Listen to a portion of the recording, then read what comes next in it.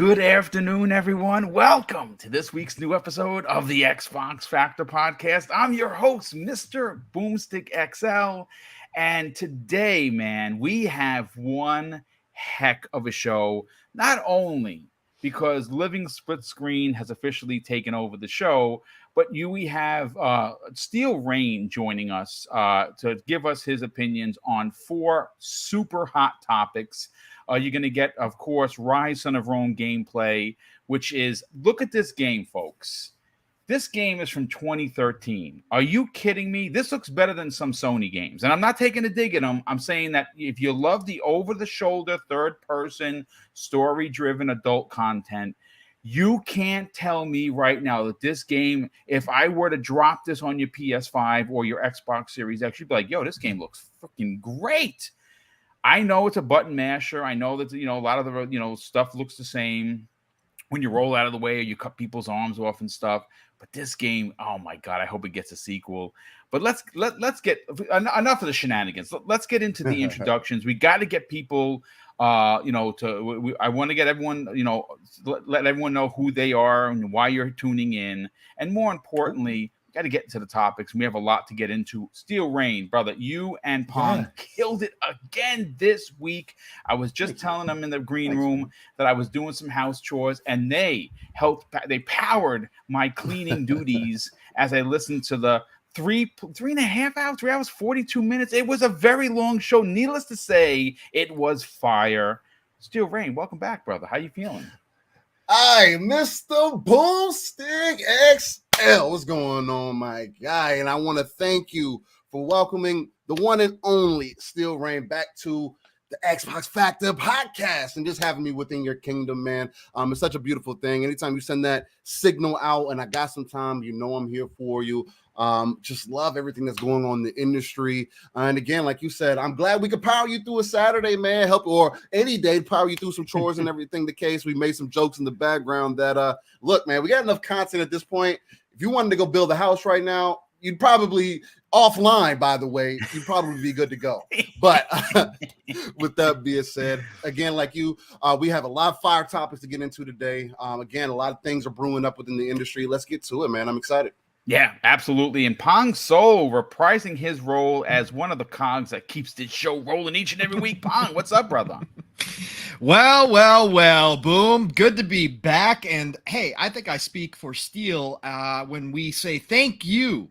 And thank you, N64 Josh. And thank you, VJ, for being guests on today's episode of Living Split Screen right here, folks, on a special Tuesday morning. That's right. Buckle up, folks. 3+ hours, me and Steel, plus our amazing guests. We're going to give you all the good content you've been looking for. I love it. It's great to be back here again. Awesome to have my brother from another Steel here. And of course, always my Xbox Factor podcast brothers as well.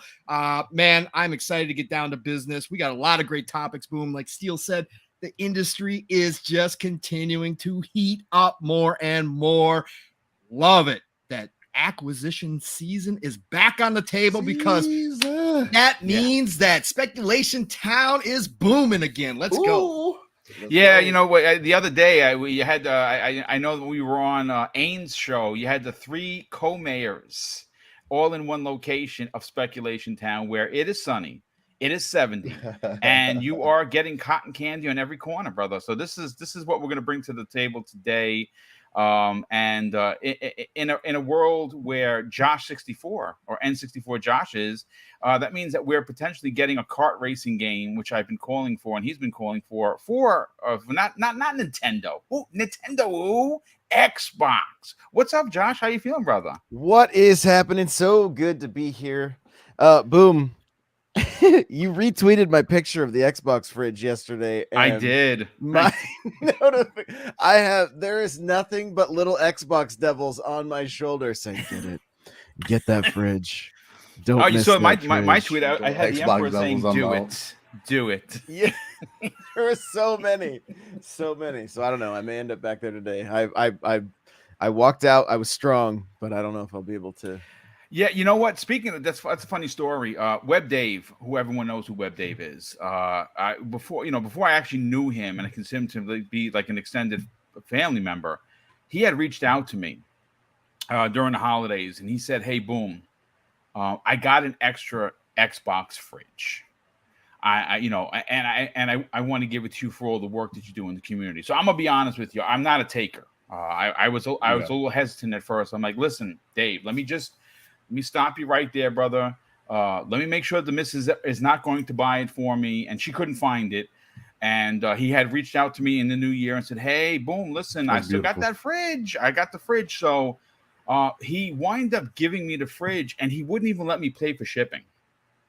I mean, it's the generosity is just ridiculous. And I have it. I don't have my man cave yet. We're working on that. Mrs. Boom and I are saving for the condo / townhouse thing. Hopefully, maybe next year. Right now, buyer's market, not so much. So I'll eventually have a man cave where I can actually have my stuff out. You don't see peacocks in the background, even though Mrs. Boom, if you're listening, they're majestic animals, and I appreciate her artistic way that she handles the home.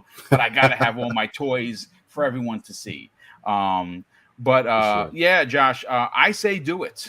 You do have a man cave, and you do need something to hold those drinks as you power through 18 hours of Mario Kart Deluxe. So,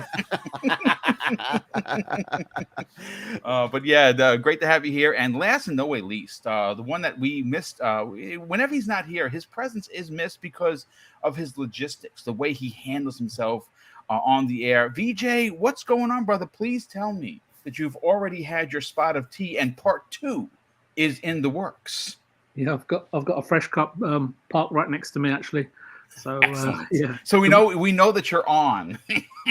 yeah, I'm good. Thanks for having me on, Boom, and good morning to everybody. And looking forward to the topics.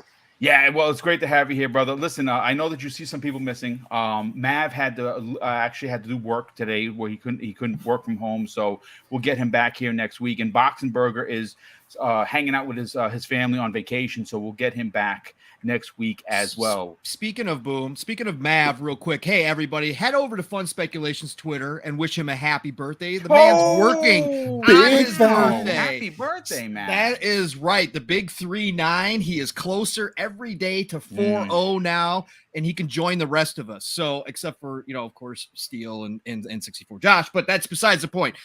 Head over there. I'm 41. Happy. Are you, sir? Yes. Good. Congratulations, sir, because you do not look 40. So congratulations. So everybody here except for Steele. Okay. And as always, I'm the oldest bastard because I'm going to be 52 this year. 52. God damn. You said 25? Yeah, that's right. That's my wife said. Okay, my wife said. Okay, perfect. My wife said we're going to be 25 this year, and I'm like, what? She goes, well, yeah.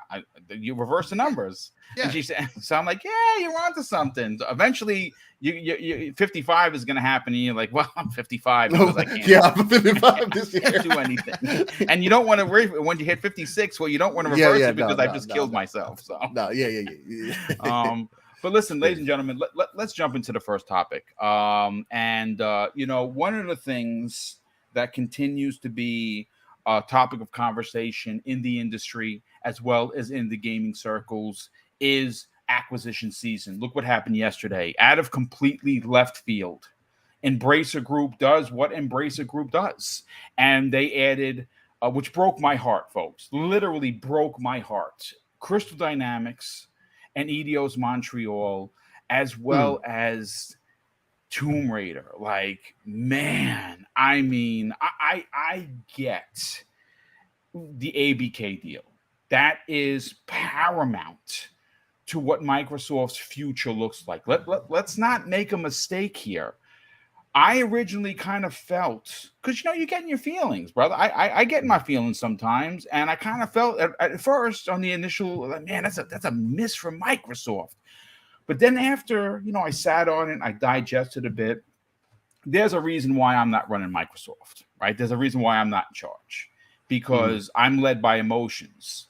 Tomb Raider, I think, would have been such a dominant franchise for Xbox for a multitude of reasons. It's Lara Croft.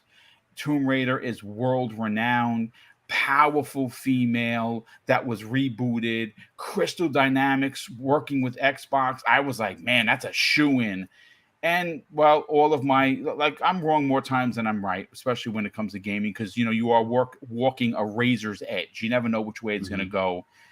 But we got to rewind this back a bit, because everyone wants to know what is Microsoft, or is Microsoft done after ABK? Well, the answer is, folks, no, not even remotely, because Microsoft has put out a job last week that made headlines and that we're talking about today, where they are seeking a manager to identify potential targets for acquisition, right?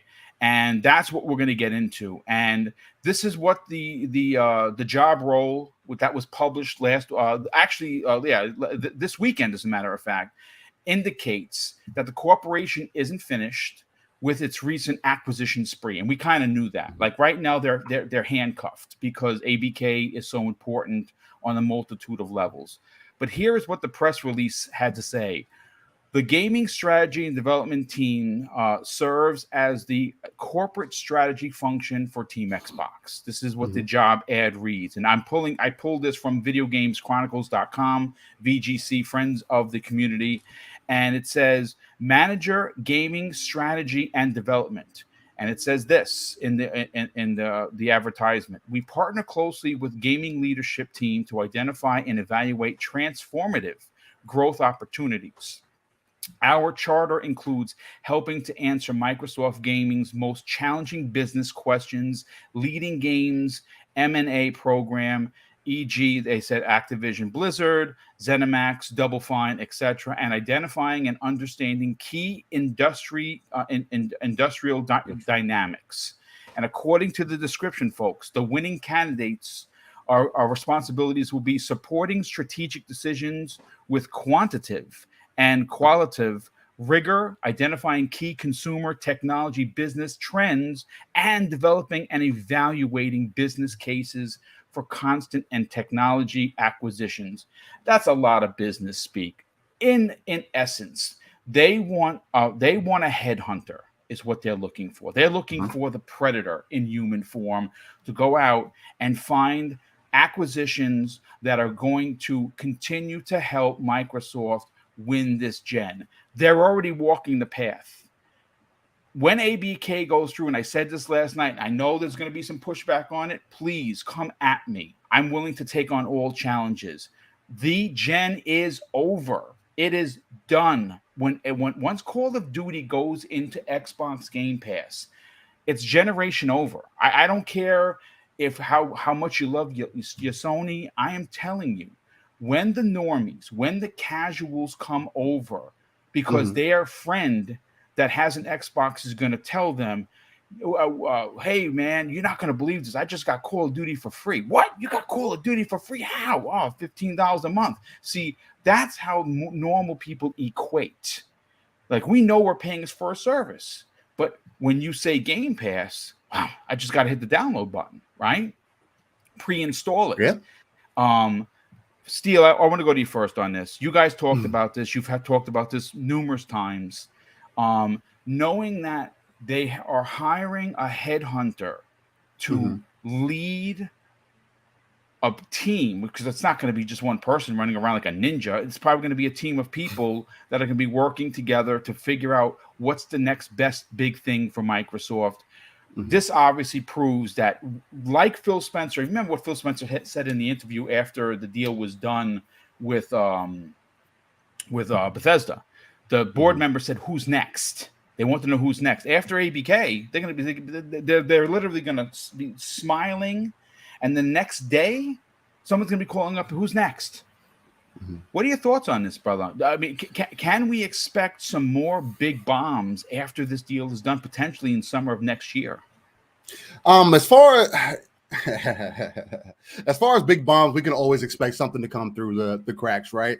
Again, we went from a $7 billion deal with ZeniMax, and thinking that was a lot for gaming, to now going to 10 times that amount to 10 times that amount. And then not only that, because again, I know it's made the scene, oh, game is not such a huge thing, whatever the case might be, oh, whatever. But the $70 billion is the biggest acquisition in Microsoft's history. So if you look at that and really pay attention to what's going on and the plays that they're making for the future, you could kind of start seeing the Picasso painting that's coming together. Now, look, to become Picasso, though, it takes a lot of work, a lot of training, a lot of effort to build up that talent. And the number one thing that people still complain about with Microsoft, because they haven't seen it yet, is you can acquire studios, you can acquire whatever you want to all day. But I think this play is more so getting everything in line on a management standpoint, right? Hey, you guys go over here, find these people, handle this side of things for me, and report back to me so that we can continue to grow, because I can't do it myself. Sarah Bond can't do it herself. Matt Booty can't do it himself. Whoever else that you put in this position, you're going to need more people to diversify and make sure that you got projects moving, you're making proper acquisitions, you're making plays that make sense. For Microsoft, the biggest thing that they need to look into for the future is just making sure they can have a consistent stream of content. Because if they do that, then yes, I can 100% and wholly agree with you, Boom, that would redefine the generation. And it would be very difficult to keep up with or jump in line with, especially from a competitor standpoint, when you're looking at them and they're still resting on their laurels a bit, right? You have Microsoft, who's trying to be a little bit more forward-facing, really customer-friendly, also looking into the future with the cloud, seeing what they can implement with these things. So I think the biggest thing for me is seeing the growth more so than anything else. This just tells me that they are legitimately taking this serious. Gaming is a pillar to Microsoft, and I cannot explain to people enough how that is such an influential thing that wasn't the case in the Xbox One generation. No, it was not. It was not until 2017. Again, 2017. And what happened in 2017? Who got promoted to the right hand of the table? That would be Phil. Dominus, Maximus, Aurelius Spencer, which I'm arguing with King. He needs a fourth name, but we're going to get into that at a later date. But seemingly, because I don't like to put everything on Phil, because Phil doesn't even like to put everything on himself. He likes to put everything on the team. And again, moves like this and seeing things kind of, it's the barriers being broken down, one, but also seeing the different things that they had working against them, those barriers being knocked down. You didn't have studios. You're getting more, have gotten more. It's almost 10 times the amount that you had before and more. Not only that, but you got more studios, you're getting more devs, you're getting more games that are coming out, which is something else that is still an open conversation. Because again, if you're looking at only first party, I can understand why you think gaming is dry. Even though the picture is much bigger than that. And dude, again, that's what it's bonkers. One of the things, and again, I don't want to go on a tangent, because then now it's really living with split screen, because then it's a 4-hour show.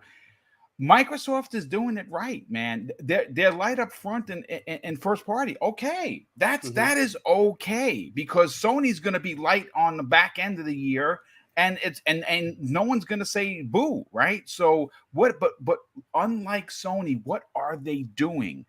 They are giving us tons and tons of Xbox Game Pass, new games in Xbox Game Pass every day. We just got the tweet for F1 is coming. Now, I'm not an F1 dude, but that's a brand new game that a lot of people dig. So it's fine. But please continue.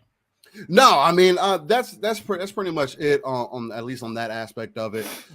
It's if anything, all these moves are continuing to tell me that they're continuously growing. They are taking it serious. They're breaking down the barriers that people have been putting up for them for years and years. Yep. And they want to make sure that they are going to be one of the main staples as far as gaming goes. Whether you like consolidation or not, everything that you're typically into, it's a reality. It's part of business, right?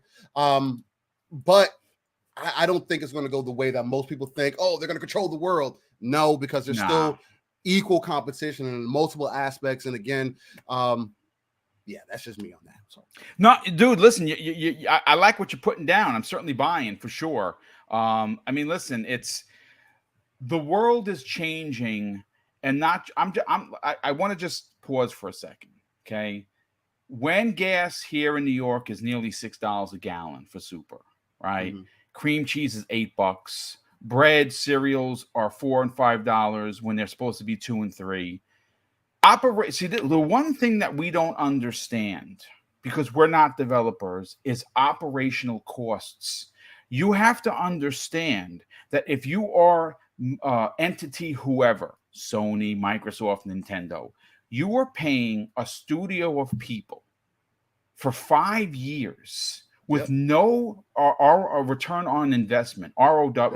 ROI, for Mhm. years before they put out a game, right? So consolidation is a necessity because the smaller devs, the smaller, no Microsoft, no Papa Phil, no Papa Sony, no Papa Nintendo to pay all the bills, they have to figure it out. And that's why you're going to see consolidation. I'm not saying that it's going to be two entities that own everything, because No. it's a proven fact that that's not happening. But there's going to be 5 or 6, 7, maybe even a little tighter circle, maybe 5, right? That have everything going because they need to. That's a fact. I want to bring in Pong, but Pong, before I do, brother, I definitely got to catch up on some of the super chats, and we have quite a few of them. We have the first one of the day comes from us, our good friend, very generous friend of the show, Drawn TJ, drops an outstanding $10 super chat and says, "Good morning, guys. Microsoft to get embrace a group for the one last big buy for all of the small. Get Mortal Kombat, Rocksteady, Monolith, Crytek, and IO Avalanche Studios, then be done." I think a lot of the smaller ones there are deals made. They're just not signed yet. I think those deals are done. I think Microsoft. I like I said, the Crystal Dynamics thing really shocked me because I really thought they were next. To be honest with you, the Embracer Group thing, that's something that Kay Asante has been banging the drum for months. He says, I think that in 3 years they're going to buy them because they're right now they're literally less than what Bethesda is at 124 studios. Their worth is less than Bethesda. So Microsoft, let's say 3 years from now, they go up to 12 billion.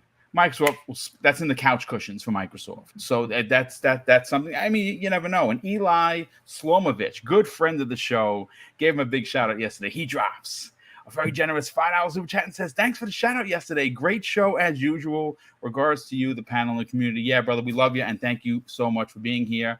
Yaba Farva, Farva, I think I got it right, drops an outstanding $10. So actually 2 super chats back to back, one of $10. Said, "Notification gang is all here. Blessings to the panel and chat. Blessings to you, my brother. Thank you for being here. Thank you for the generosity." And he drops a second $5 super chat and says, "See, and this is why it hurts. The Tomb Raider would have been a foundational franchise for Xbox." Yes, dude, I couldn't have put it better myself. And Game Pass goes to show you that their hands are tied until the ABK deal is done. 110%. Drawn TJ, wow, he drops an additional 2 super chats, one of $5. He says, "Hoglaw said they can get 2 studios during the Activision deal. That's till it's over." Yeah, and look, we talked about it last night. First of all, we had over 400 people last night on Primetime Gaming, which is now moving to Wednesdays, starting next week. And the one, this is, see, I hate getting emotional and putting my heart into things because then I get disappointed and I get crushed. Crystal Dynamics was crushing for me because I know what they can bring to the table. The one piece that is left on the board that absolutely must come home in, you guys talked about it. You talked about it on Live and Split Screen on Saturdays, 10 a.m. Eastern Standard Time, is bringing Mortal Kombat and NetherRealm Studios to first party. That is, we know that's up for grabs. I saw the documentation last year. I had it in my hands, folks. I saw what was on that document. And we know that Discovery, it's come out. Irfan Khan has dropped a big tweet on 2 tweets, as a matter of fact, over on Friday, that he's hearing Rocksteady and NetherRealm. My God, ladies and gentlemen. Again, I don't want to go on a tangent. All Microsoft needs to do is get those 2 studios. And I think, in my opinion, getting those 2 studios is like getting Ninja Theory. It's like getting Obsidian. It's like getting Playground Games. It's that level. And if you want me to take it a different further, we were talking in the green room. You say, well, what does Rocksteady do without the Batman franchise? I'm going to tell you what they do. Microsoft goes and license out Daredevil and gives it to them and says, take 5 years, go crazy. We'll see you. We'll see you in 2027. It's cool. And let them do a Daredevil game, an original Daredevil game, or a Punisher, or a Midnight Suns, or a Blade, or a Ghost Rider. You pick your poison. Give them the monies, get the studio, let them go crazy. But Pong, let me reel this back into what's going to be here forever. The last super chat of the day, $20. Wow, dude, from Drawn TJ. That's very generous, brother. He says they are going to get all of the normies because of MLB, NHL, NBA, tennis is another one, FIFA, and Madden and Game Pass, plus Call of Duty next. Sorry, Sony people, but it's over. Xbox wins. I mean, that's messy, but I have to throw confetti at you, Drawn TJ, because I agree. Anyway, the one thing that people wanted to know is this deal, this ABK deal, it is the biggest tech deal in U.S. history, folks. This is not bullshit. This is a reality. This is why so many eyes are on it. But we know that they're not done yet. Now, are they gonna get someone bigger than ABK? I don't know. But what are your thoughts on hearing that they're looking for a headhunter to go out and find gems in the rough? Well, of course. Again, this is not what Microsoft is doing here. Everybody, again, as gamers, right? As people who just enjoy this hobby every single day and are looking at this as the golden age of gaming, we always look like what's coming tomorrow, right? Phil's job, Satya's job, and all the people at Xbox and Microsoft's job is to look 10, 15, 20 years down the road. All these deals are for the future, okay? Yeah, sure, we're going to see stuff come out of it this generation, but they're already looking that far down the road. So, of course, we're going to see more acquisitions. The ABK deal is about the future, not just now. That's why, again, the whole Call of Duty conversation is moot at this point, because it doesn't matter if it stays multi-plat. There's so much more involved with that deal than just what we see up front and what we just hope happens or whatever the case may be. So, yes, all of this is talking about what are they going to do to make sure that down the road, whatever happens in this industry, we talked about this so many times, Boom, whatever happens, they want to dictate their own future. They do not want to rely on third parties and other companies to make things okay for them, right? They want to be able to do it all in-house, all of it in-house. That's the goal. And that's what this is about here. And this industry is exploding right now. And that's what the acquisition is. This type of mergers and acquisition, when you see this happening, it can happen during down times when companies are failing and they need to be saved. And there's a couple big ones out there that are saving kind of as much talent as they can, no matter what the industry is. Like there's a time when those acquisitions happen, right? And that can be a sign of bad things. The acquisitions that are happening in this industry right now is a sign of explosive growth, right? And that's what we know for it to be a fact right now. This is a sign of a healthy industry. This is a sign that there's room for so much more and so many more people to come in, that an Activision Blizzard deal, as Jack Trenton pointed out in his interview that Steele and I talked about on Living Split Screen a few weeks ago, he said that, look, this is a good thing because it leaves a hole for somebody new to come in, or for 10 smaller companies to come in and fill that hole. And then he said, one of those could be the next Activision Blizzard. We just don't know, but that's how the whole cycle of life works in the business world like that. So again, Microsoft right now, when you see a specific hire like this, and there's been more hires, Boom, not everybody pays attention to hires. It's not very fun, but shout out to Idle Sloth and Clobriel and all these people. Yeah, they're great. Especially Idle Sloth, awesome. good friend of the program. That guy is legit, Idle Sloth is amazing. Brother. Love that dude. But when he posts all these new hires, I always love to go in and see, because you get little glimpses as to what's happening behind the scene. And there was this hire. There was a big Xbox Game Studio XGS hire for a brand new project manager as well. They are hiring at the top levels. What that tells me, Boom, is exactly what you're talking about, that this is just the start of where they're going, right? Again, this industry is so big. Nobody is close to a monopoly. Nobody. And again, they're not going on to their best day, brother. Nope. Because look, here's a perfect example of what you're talking about. That deal with Embracer. Like, a lot of people, like, who's Embracer? I never even heard of them. You get that a lot, folks. They have 124 studios. 124 studios. They have 14,000 employees. 400 IP. 400 IP. No. Let me fix that. It's 900. That was incorrect. Somebody put that. Was it? Okay. Yeah, so that was. Okay. They're approaching. They were at like almost 300 in So now February. with the 50, it's over. With 400. this, and then a couple of the smaller stuff that they've done as well, they're about 400 IP right now. But think about this for a second. when you say monopoly, you say 124 studios, 400 IP, 10,000 of the 14,000 people employed are developers. There is no monopoly, folks. No, and it's not even close. As the power is broken up in this industry, it is fractured. Monopolies happen when that power is consolidated into one or two major players that control the entire market. Yes. Xbox may have a lot of advantages in Game Pass and all this kind of stuff as of right now. That's just advantages, though. That's just advantages, which is business. They don't control the market, right? That's not how this works. So again, Microsoft is going to do what they need to do to insulate themselves in the future so that they can go ahead and kind of build a moat around their kingdom. And they're going to ask for everybody to come in. Don't get me wrong. This is like Microsoft's main goal here is to control the kingdom on Azure servers. They want all the content, whether it's Sony, whether it's Nintendo, whether it's movies that you purchase. They want all of that entertainment content on the Azure servers. But what they're going to do is build this kingdom with a moat, so no matter what anybody else does, they can flourish, right? And then they're going to say, hey, look over here. It's a whole lot greener on this side. We'll host your services, right? We'll make it easy to develop games by making the tools universal up in the cloud. We're going to do all this stuff. So come join our kingdom. We're going to give you a fair deal. We're going to barely take anything off the top. Just come on in.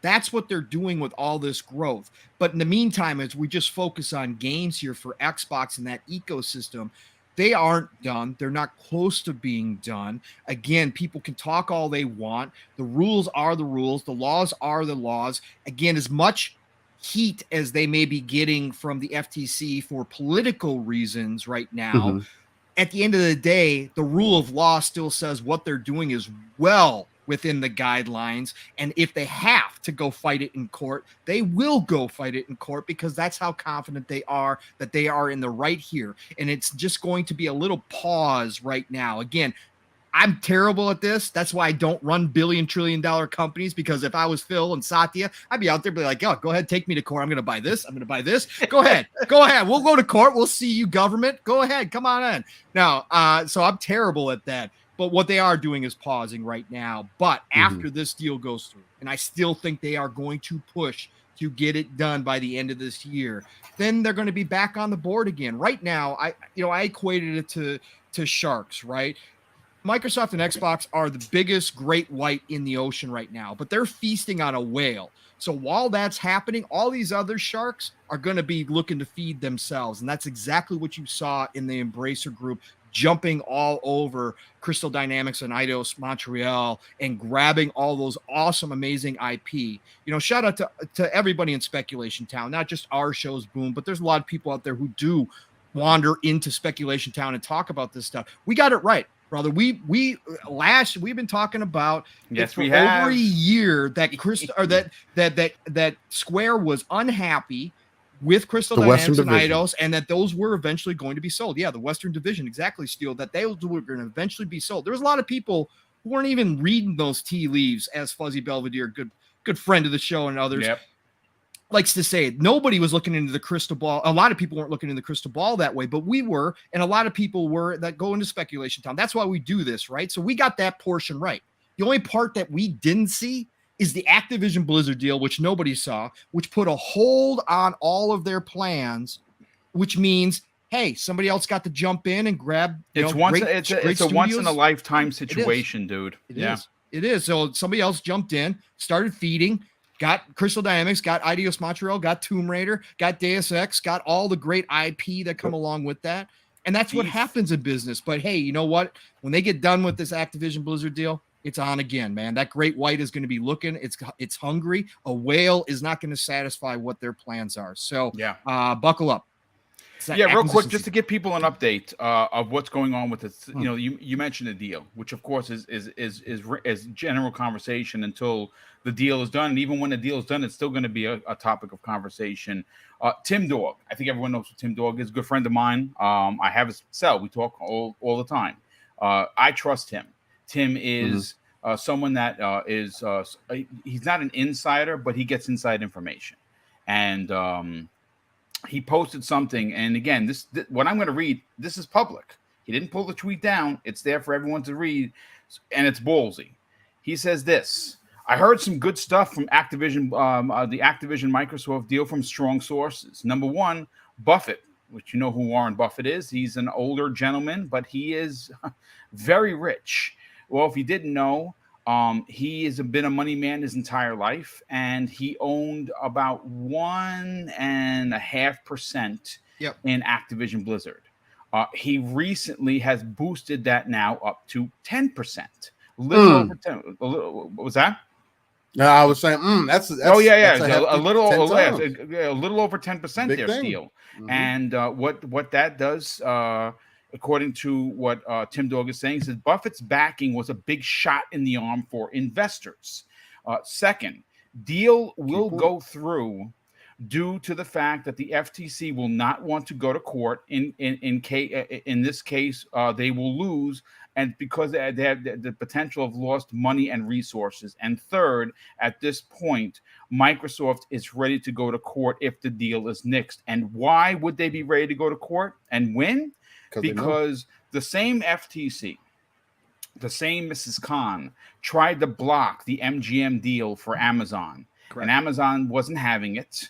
And whatever your feelings are with Amazon, whether they're good or bad, they went to court and the FTC lost. And then right after that, we learned that the FTC is not in a financial position for a long court battle where Microsoft is.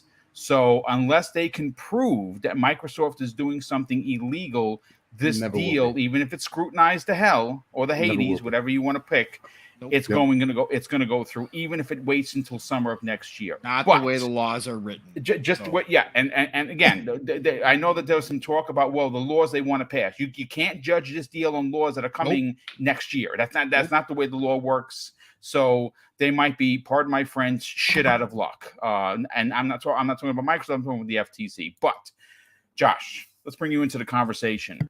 One of the things that we as fans, we love the acquisition talk, right? It riles up. First of all, let me just say this: we have 415 people here on a Tuesday afternoon, and I'm seeing a bunch of new faces here. First of all, I want to welcome everyone in here.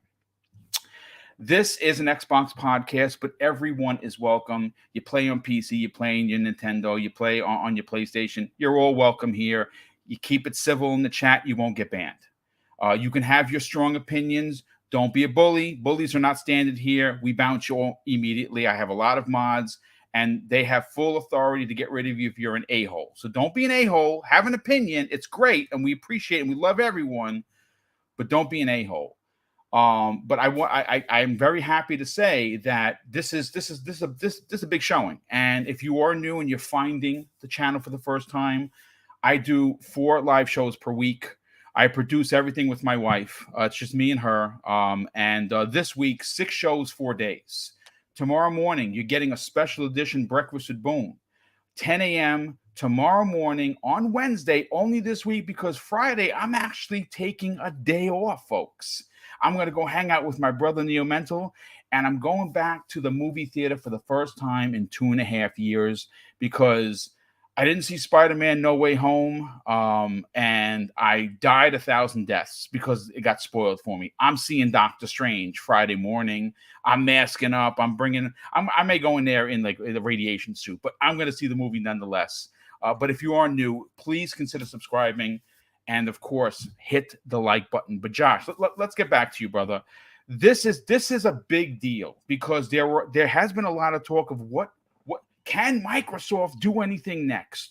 Well, this hire proves that they not only are and can, but they're willing and able to do that because this is a big position. What are your thoughts on this news?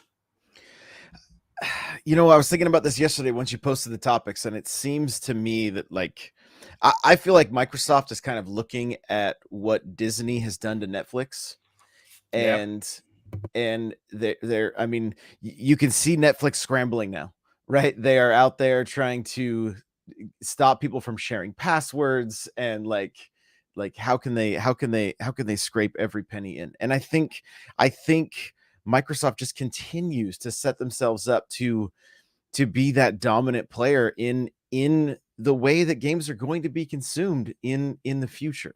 There's really no way around it. You know, Boom, you've talked about the cost of living, all that other stuff, just to be able to have access to this, the amount of games that are in Game Pass, and to continue to add studios means they add more value to the main product they are trying to push. And I mean, talking about names like Warren Buffett and the different investors, people are taking notice. They right? know the writings they know on the money, wall. brother. They know money. Yeah. Yeah, and they're going to follow it. And I mean, you know, so it's just a matter of time until like we see the next big acquisition. We see, you know, I can't wait to wake up to another Monday morning where it's like, what's next? What's Microsoft's next power move? And I mean, as much as I love Xbox, I mean, I'm a huge Halo fan. Hopefully the other major players kind of take notice, you know, like they can only stand on their brand for so long before the consumer just goes, look, I have to go where my dollar's going to get me the most. You know, it's not a matter of, you know, it's important that you bring that up, because a lot of people don't understand that outside of gaming, there are real life responsibilities. Especially if you have a big family, you know, get putting food on the table, folks. It's a problem for some people, and I keep putting it down with the Game Pass thing. It's not to run a narrative for Microsoft. They're not giving me anything. I don't get Game Pass for free. I pay like everybody else. Like, so I just do it smart. When there's a sale, I go crazy and I get my 3 years worth. I'm paid up until almost the end of 2024. I'm good. You know what I'm saying? But the Game Pass situation has to be. This is a monster that needs to be fed. How do you feed this monster known as Game Pass? You go out and buy a whole bunch of publishers, studios, and deals, which is what Microsoft is doing. But continue. No, I mean, it's just like I said at the beginning, you see Netflix scrambling, and it's not like this isn't coming from the place of like, oh, I'm only a fan of this or a fan of this or a fanboy, whatever. Like just my perspective on it. Mm-hmm. It seems, you know, even Sony taking the steps that they did take, it feels like they're still trying to lead into their brand and try to get that, you know, get the extra $5, get the extra $10, whatever per month. I don't know how well it's going to pan out. You know, I mean, Yeah. I do wonder, because I mean, Netflix, I mean, they just kinda raised their prices again, dude.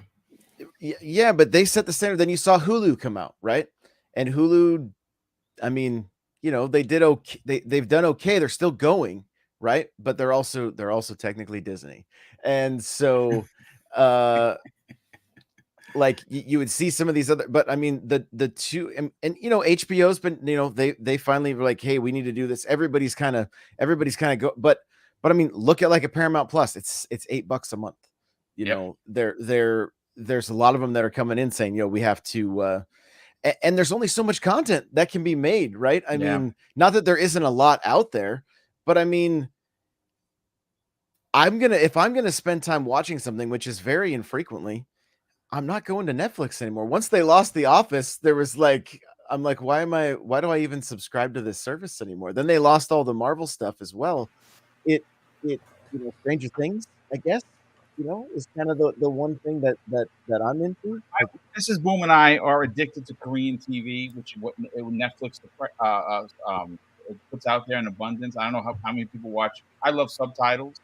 My wife and I crazy addicted to Korean dramas. We stop watching movies. We watch so much of it, but that's for us. Again, Yeah, it's different. That's why I have Netflix, because they really do power that for us. Okay, continue. Well, and don't get me wrong, I'm in the situation, like, once I pick up a PS5, I'll sign up for the service because I'll have a backlog of games that I want to be able to get to.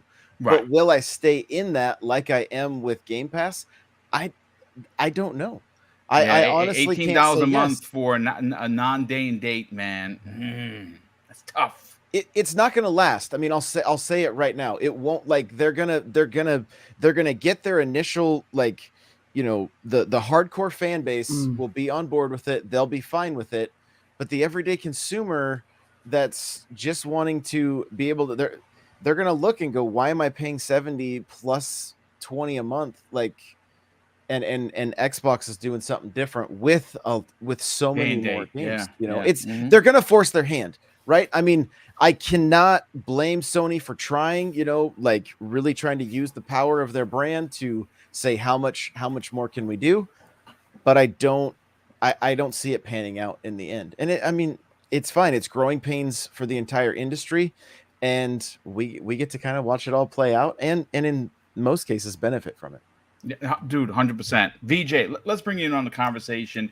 Again, folks, if you don't know who VJ is, he is an important and integral part of this show, because not only is he very smart and he's very articulate with the way he explains things, he has seen business, the gaming business, from multiple sides of the coin. He's been a developer. He's been in development. He's also been a part of the retail aspect. VJ, as always, we go to you because we're expecting a very powerful statement. Hearing that Microsoft is currently hunting for a predator-like being to be able to point out, hey, Phil, Satya, this is something we need to look at. Let Amy Hood know to open up the bank vault because they fit the bill. What are your thoughts on this, knowing that they are still continuing, even after all of these purchases, still looking to acquire more? Off the top of my head, I mean, everybody made some fantastic points today, which is a shame, really. No, just kidding. I love you. Excuse me, just a second. Sorry. Yeah, take your time, brother. Sorry. So I kind of, my head's kind of gone to the place where I'm wondering if, like, what does that candidate look like, or what are Xbox looking for? So on a basic level, you'd be thinking about what are the needs, that's plans for evolving Game Pass in the short, medium, and long term, which the panel's covered. What does the user base and the subscriber base, more importantly, I suppose, look like today, tomorrow, and 5 and 10 years time, right? As Pong Sol was sort of alluding to, and what gaps or spaces need filling, occupying in terms of content offering, which we kind of discuss on the panel on a weekly basis. So for you, Boom, it's like a busman's holiday; you do it every day. And more so, how do we create gaps and opportunities that aren't on the radar or don't even exist today, right? And that's what builds a company for the long term, right? Having those smart people that can think 5 to 10 years ahead. So, and then besides trying to sort of for Game Pass, then the candidate's got to sort of look at beyond that, right? Besides trying to sort of create a diverse and successful content, and then trying to marry that content with as we're saying, sort of with an ever evolving global consumers, right? Because sometimes we're just focused on what's happening on in this country. So and that's very different in terms of taste, trends, and available time to said consumers, right? And again, and by its very nature, that varies considerably by region as well. So, and in addition to that, you should also be looking at how to leverage, and this is probably an obvious one, a growing subscriber base, right, beyond just the Game Pass, etc., so on and so forth. What is it, 25 million now, or something like that? That's officially been reported. 30. I think it's 30, right? Am I wrong, gents? Is it 30 officially? I just read 25. So I for don't Game know. Pass, it's the official number is still 25. Okay, all right. Mm-hmm. Yeah. So and that's because the other 5 million boom tune into your shows. Anyway, I did. From your mouth to the gaming god's ears. Let's go. Let's go. Oh dear. Yeah. Look, I didn't really read what the M&A candidate's role or responsibilities are. However, and I understand, some people may, and you, Boom, sort of elaborated the fact that perhaps Microsoft missed an opportunity in Crystal Dynamics. But one thing I do know from my experience, and I'm sure you guys do as well, and probably the audience in the chat, that opportunities are in abundance. They continually arise in all sorts of surprising shapes and sizes. You just have to have a positive mindset and your eyes wide open, so to speak. And the right candidate that should be approaching for this, especially if you're someone who has an inquisitive nature and enjoys very deep inquiry, right, in terms of what your job involves, and you love doing it, and you know how to identify and champion an opportunity, and you can discern good-natured, talented, and driven people or management teams, which with a common goal. And I say that since it's doesn't matter how much money you're investing into the company brand. It's always about the quality and the nature of people that you're ultimately investing in over the long haul, right? 100%. We all know how long games take to develop, and also you should be a candidate. You're able to sort of keep your own self-interest in abeyance. Then I would say that you're probably the right person for the job. And I'm certain Xbox will run a full MOT on a potential candidate. And I've talked about this on the show before. The nucleus of any good company is all down to recruitment, right?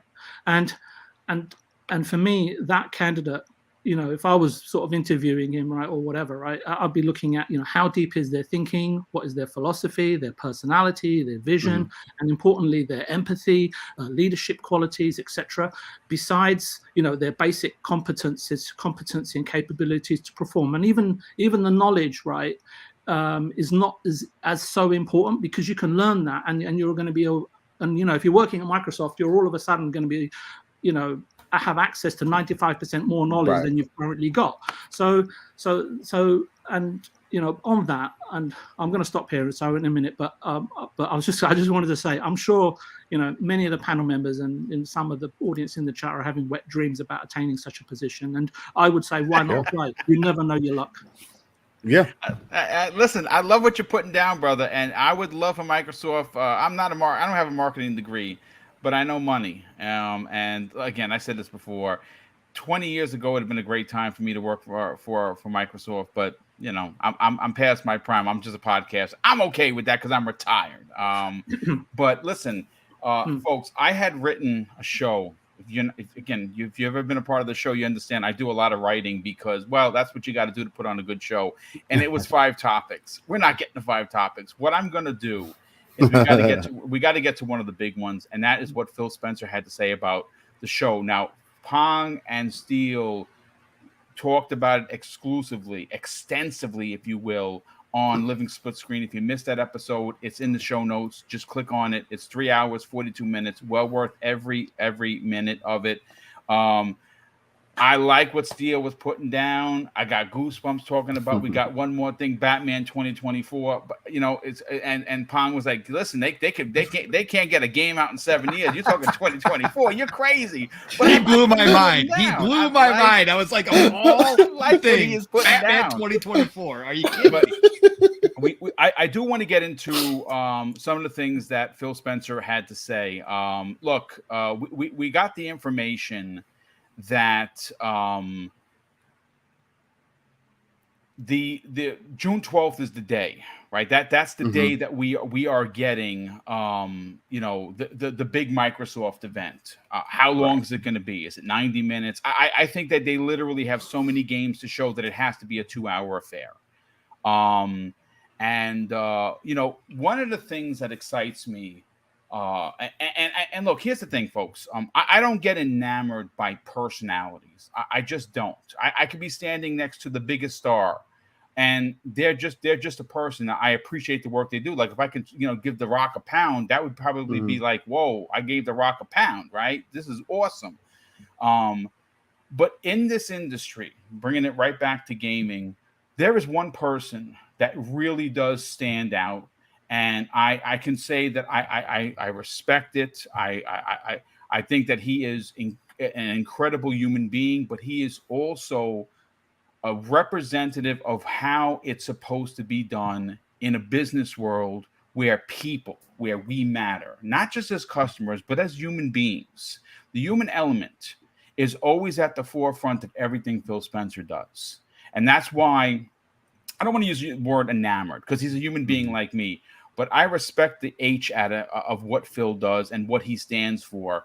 And it's what he said in this tweet that gets me incredibly excited for what they're going to do this year. And you have to understand, it is no small feat of what they're putting together, considering that they delivered a 10 out of 10 show last year.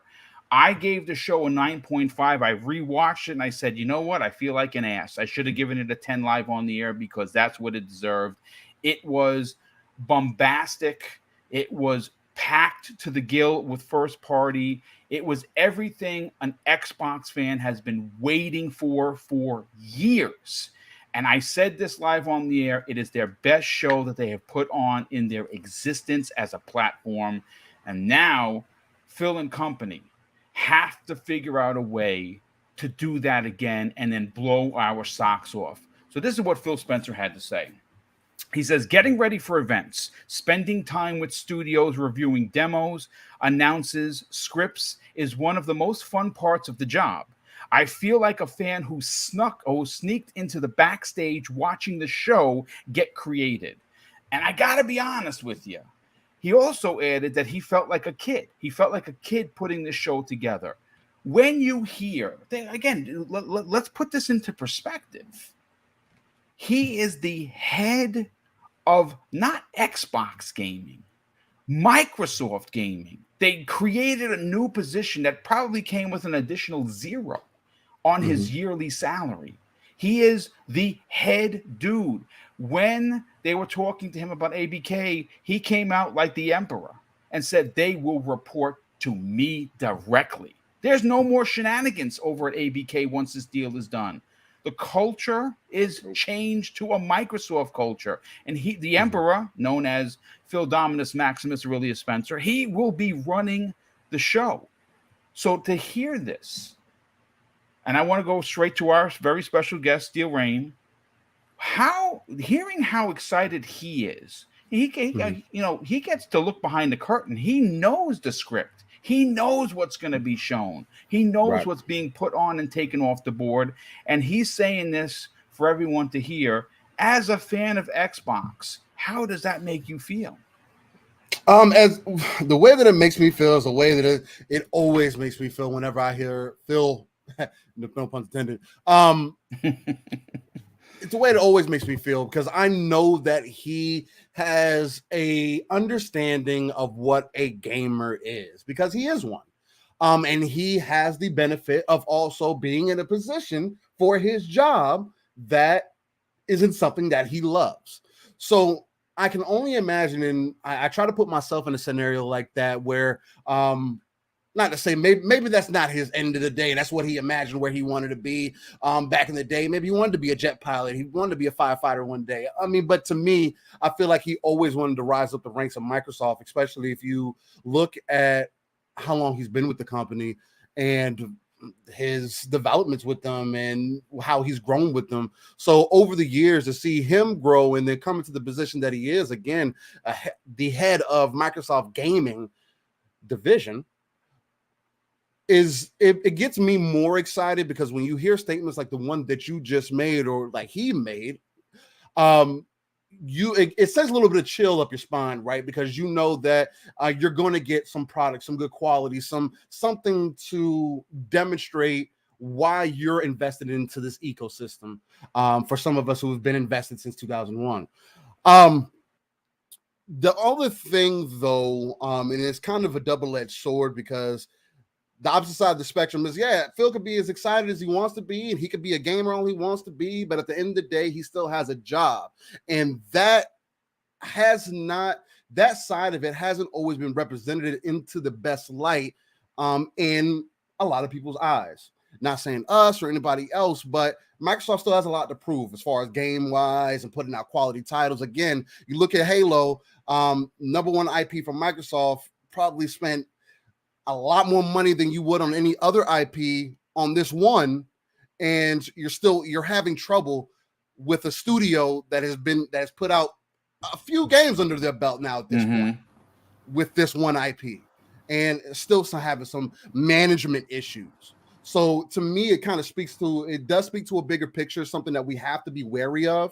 It's not unicorns and rainbows all day long. There are some issues that need to be ironed out for sure. Absolutely, Steele. Great point. And the only reason why I'm going to put that under Phil is because at the end of the day, it doesn't matter who you want to blame or who his team is. At the end of the day, he's the quarterback. You know, who's going to blame?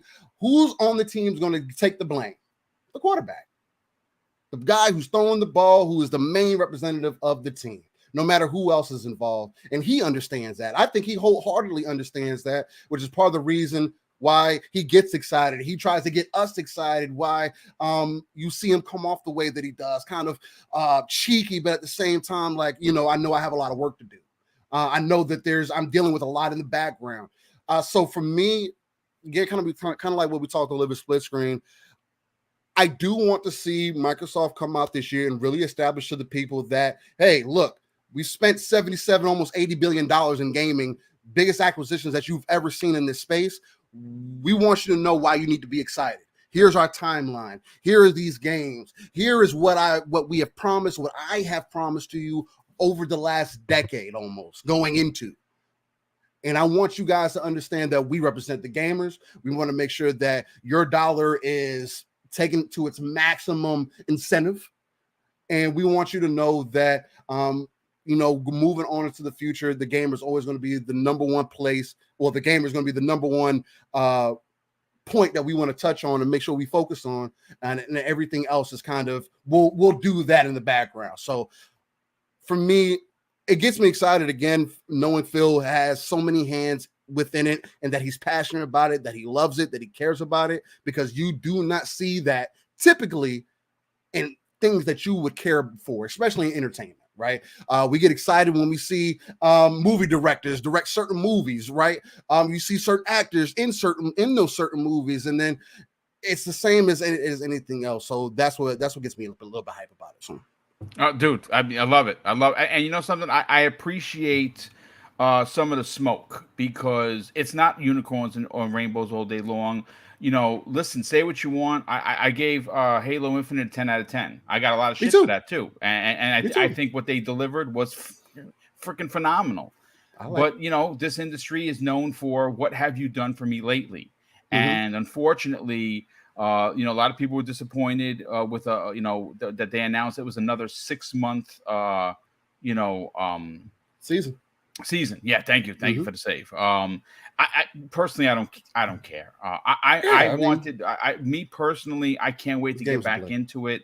What I'm excited for is to start building it up again. I only got to level 52 in my battle pass. I'm gonna transfer over to the new battle pass, and I'm gonna try and finish that, and then go back and finish the other one. Big team battle, that's my jam.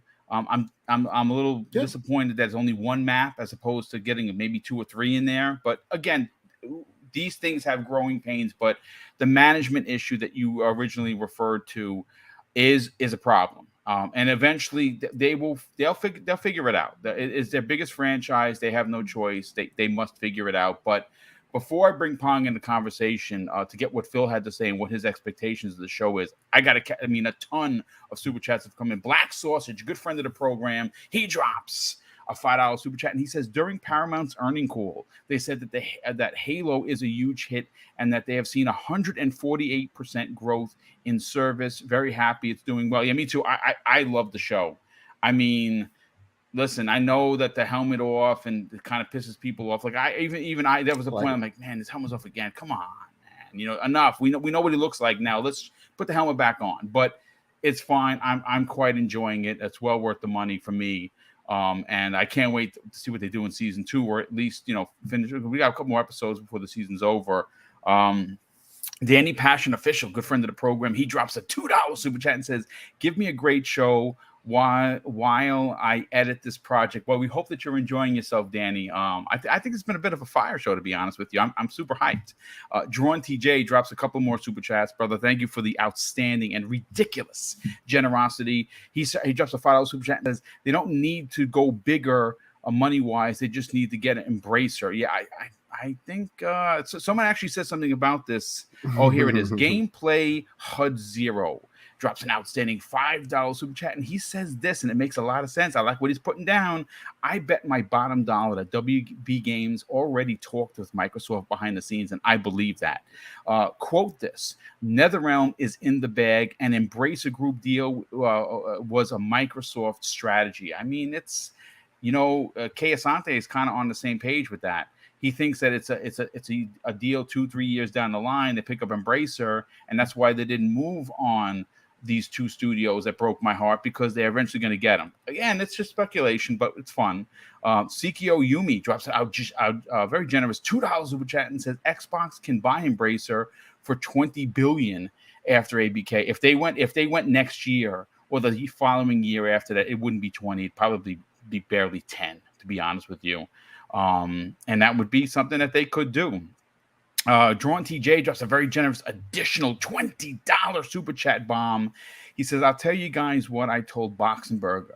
They need to show concept art in the beginning of making games, then CGI in the middle of development, then gameplay at the end. And that would make us happier as gamers. Yeah, I agree. I just think that sometimes they're a little gun shy, Microsoft, when it comes to showing stuff. And we know why. I mean, it is what it is. But Echelon 7, The Light, drops a very generous $5 super chat and says, good afternoon, Boom and Panel.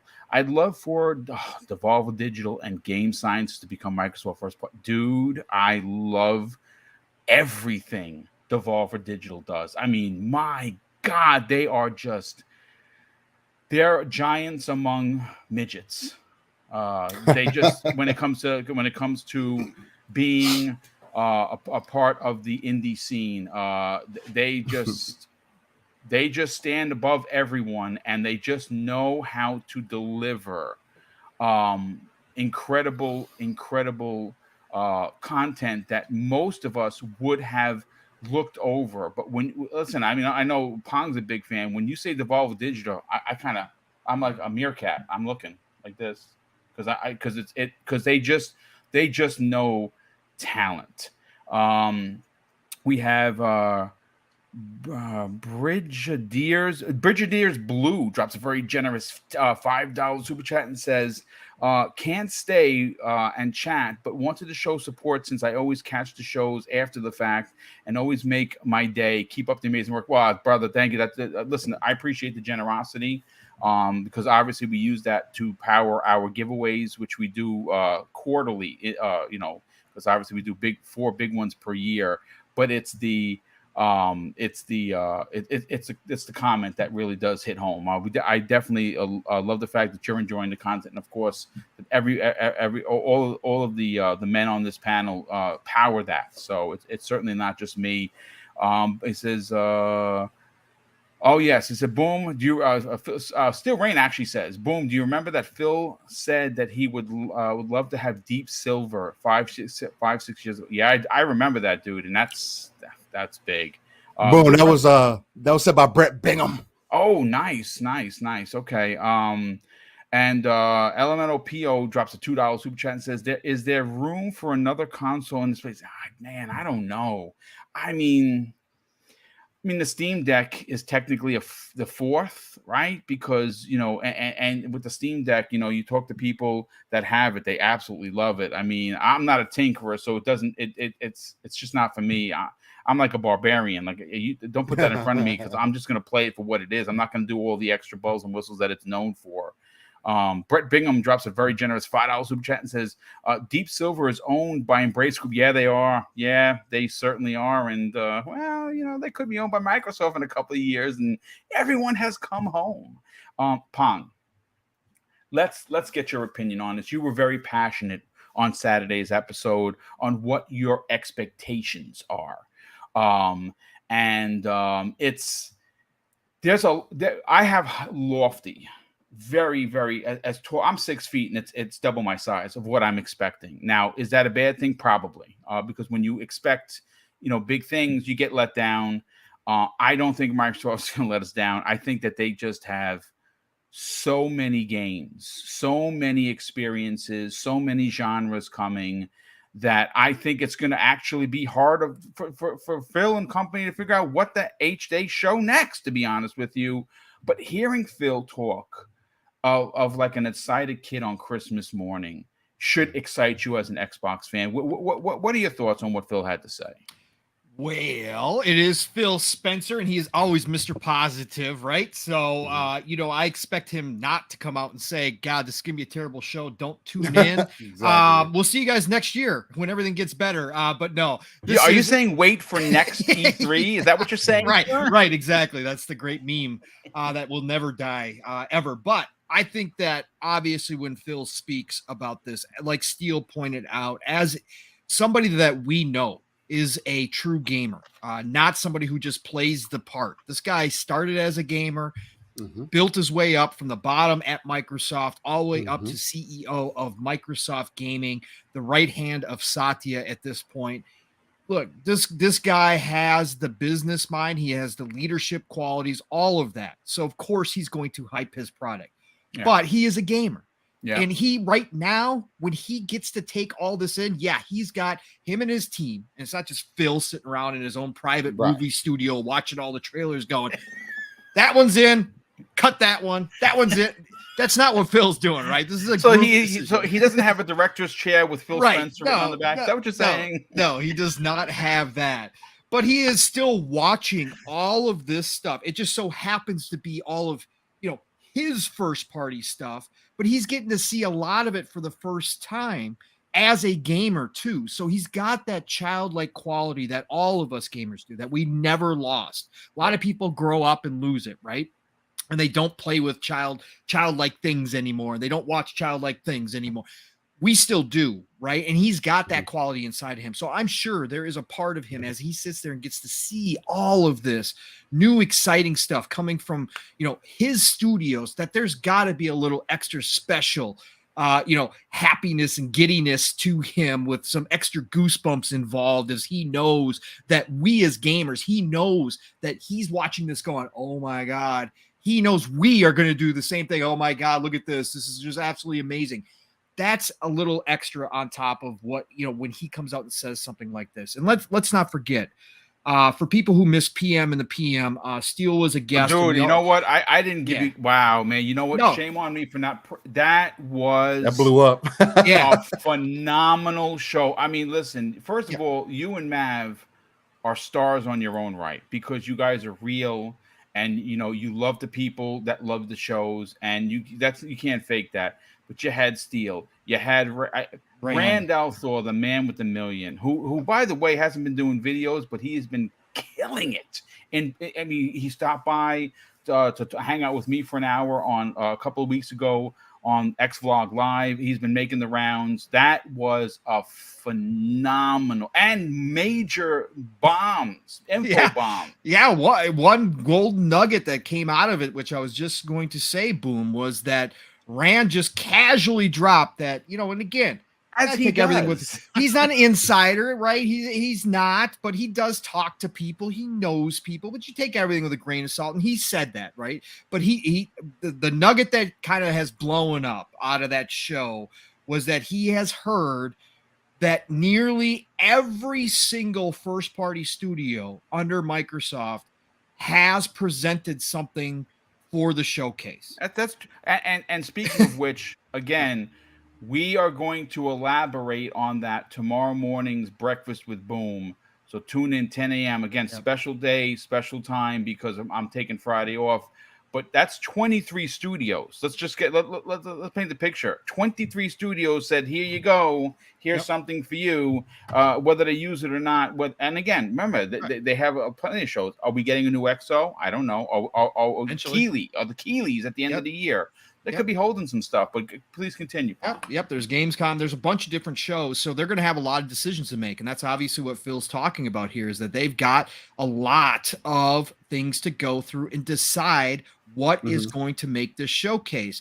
And obviously, again, when it comes to this showcase, it is already going to be a special one, because we are getting Todd Howard's first brand new IP in Starfield in over 2 decades showing off. And that is obviously going to be the main focus of this show. But there's a lot more to show. There's Redfalls, right? There's potentially Motorsport. There's all these third-party deals that they still have to come out and talk about.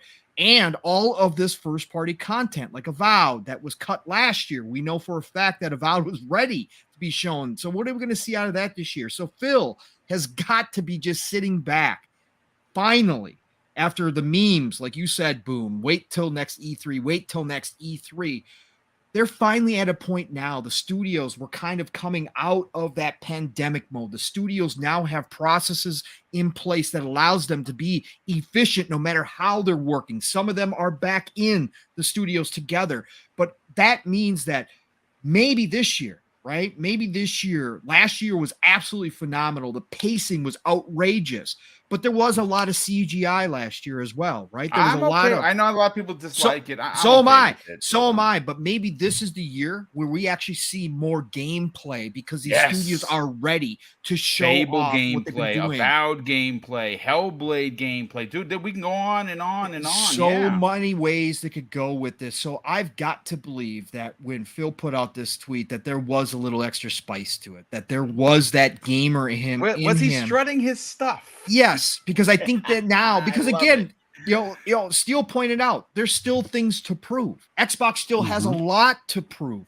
They've been saying all the right things. They've been making all the right moves. But at the end of the day, when it comes to gaming and games, you can build the dream team, right? But that doesn't mean it necessarily shows up on game day.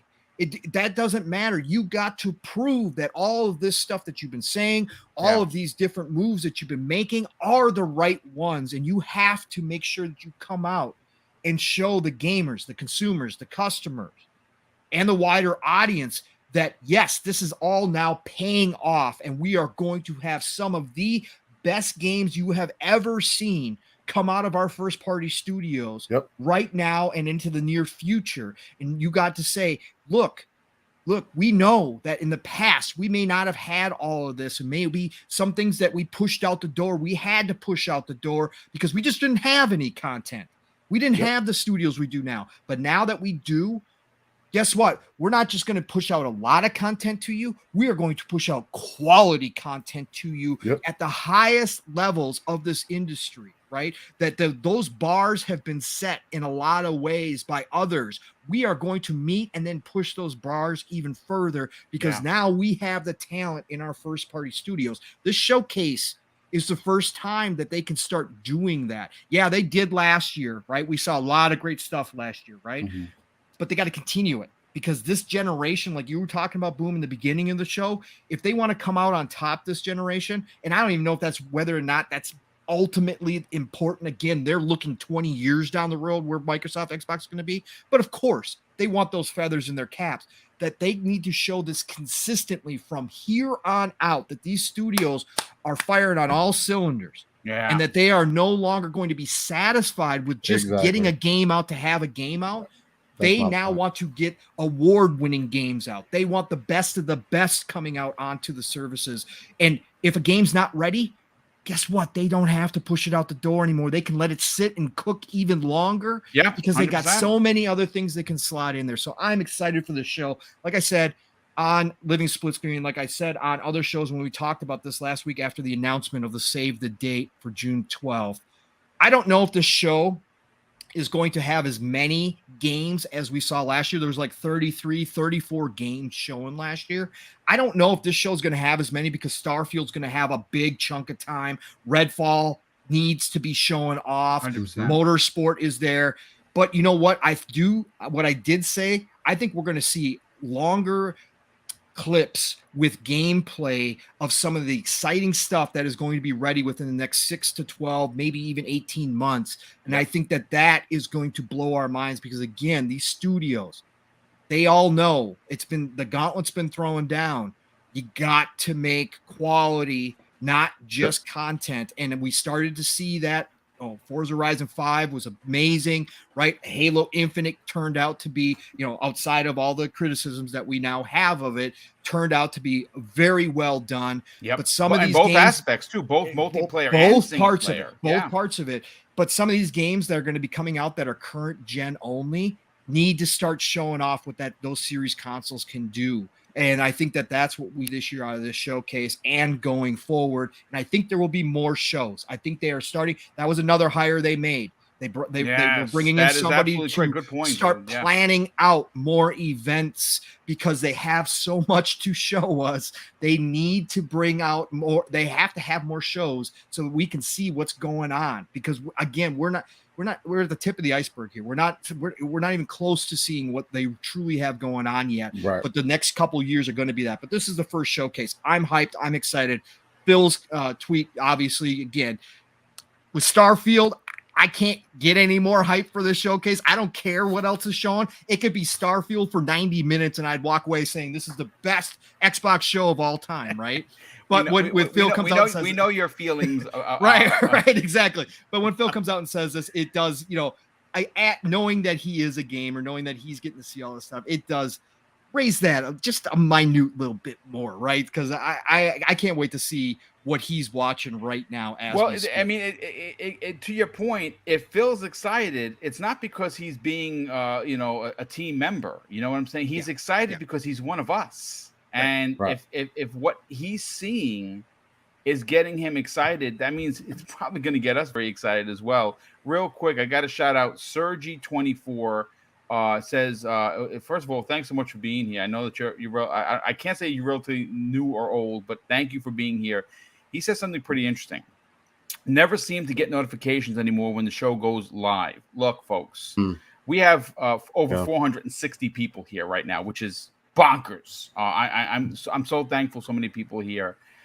Do me a favor, check the notification bell and make sure that it's checked. Microsoft, YouTube has been doing a lot of changes with their algorithms, and they make a lot of mistakes. And because I am not 100,000 subs, I don't have an email. I can't call and speak to somebody. I have to pray to the gaming gods, and I'll send a message to the general, and someone will reach out to me. Check your notification bells, because what wound up happening is during one of their F-ups, which they never tell you about unless you go public and embarrass them, which is what I had to do several times. They tell you, hey, we were doing this, that, and the third, and the notification bells were accidentally switched off. So if you're not getting notified, it's nothing that Double Barrel Gaming is doing. It's something that unfortunately that YouTube is doing, and you gotta check to make sure that your notification bells are clicked. Even though you might have checked them off at one point, just make sure that they're on, because again, that's a thing that's actually a thing that happened.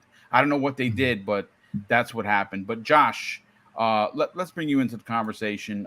Phil Spencer, he gets a lot of love from the community, and for good reason. This is another good reason. He gets out there and he says, "Hey, I feel like I snuck in to the to the concert, got backstage, and saw how all the fireworks work.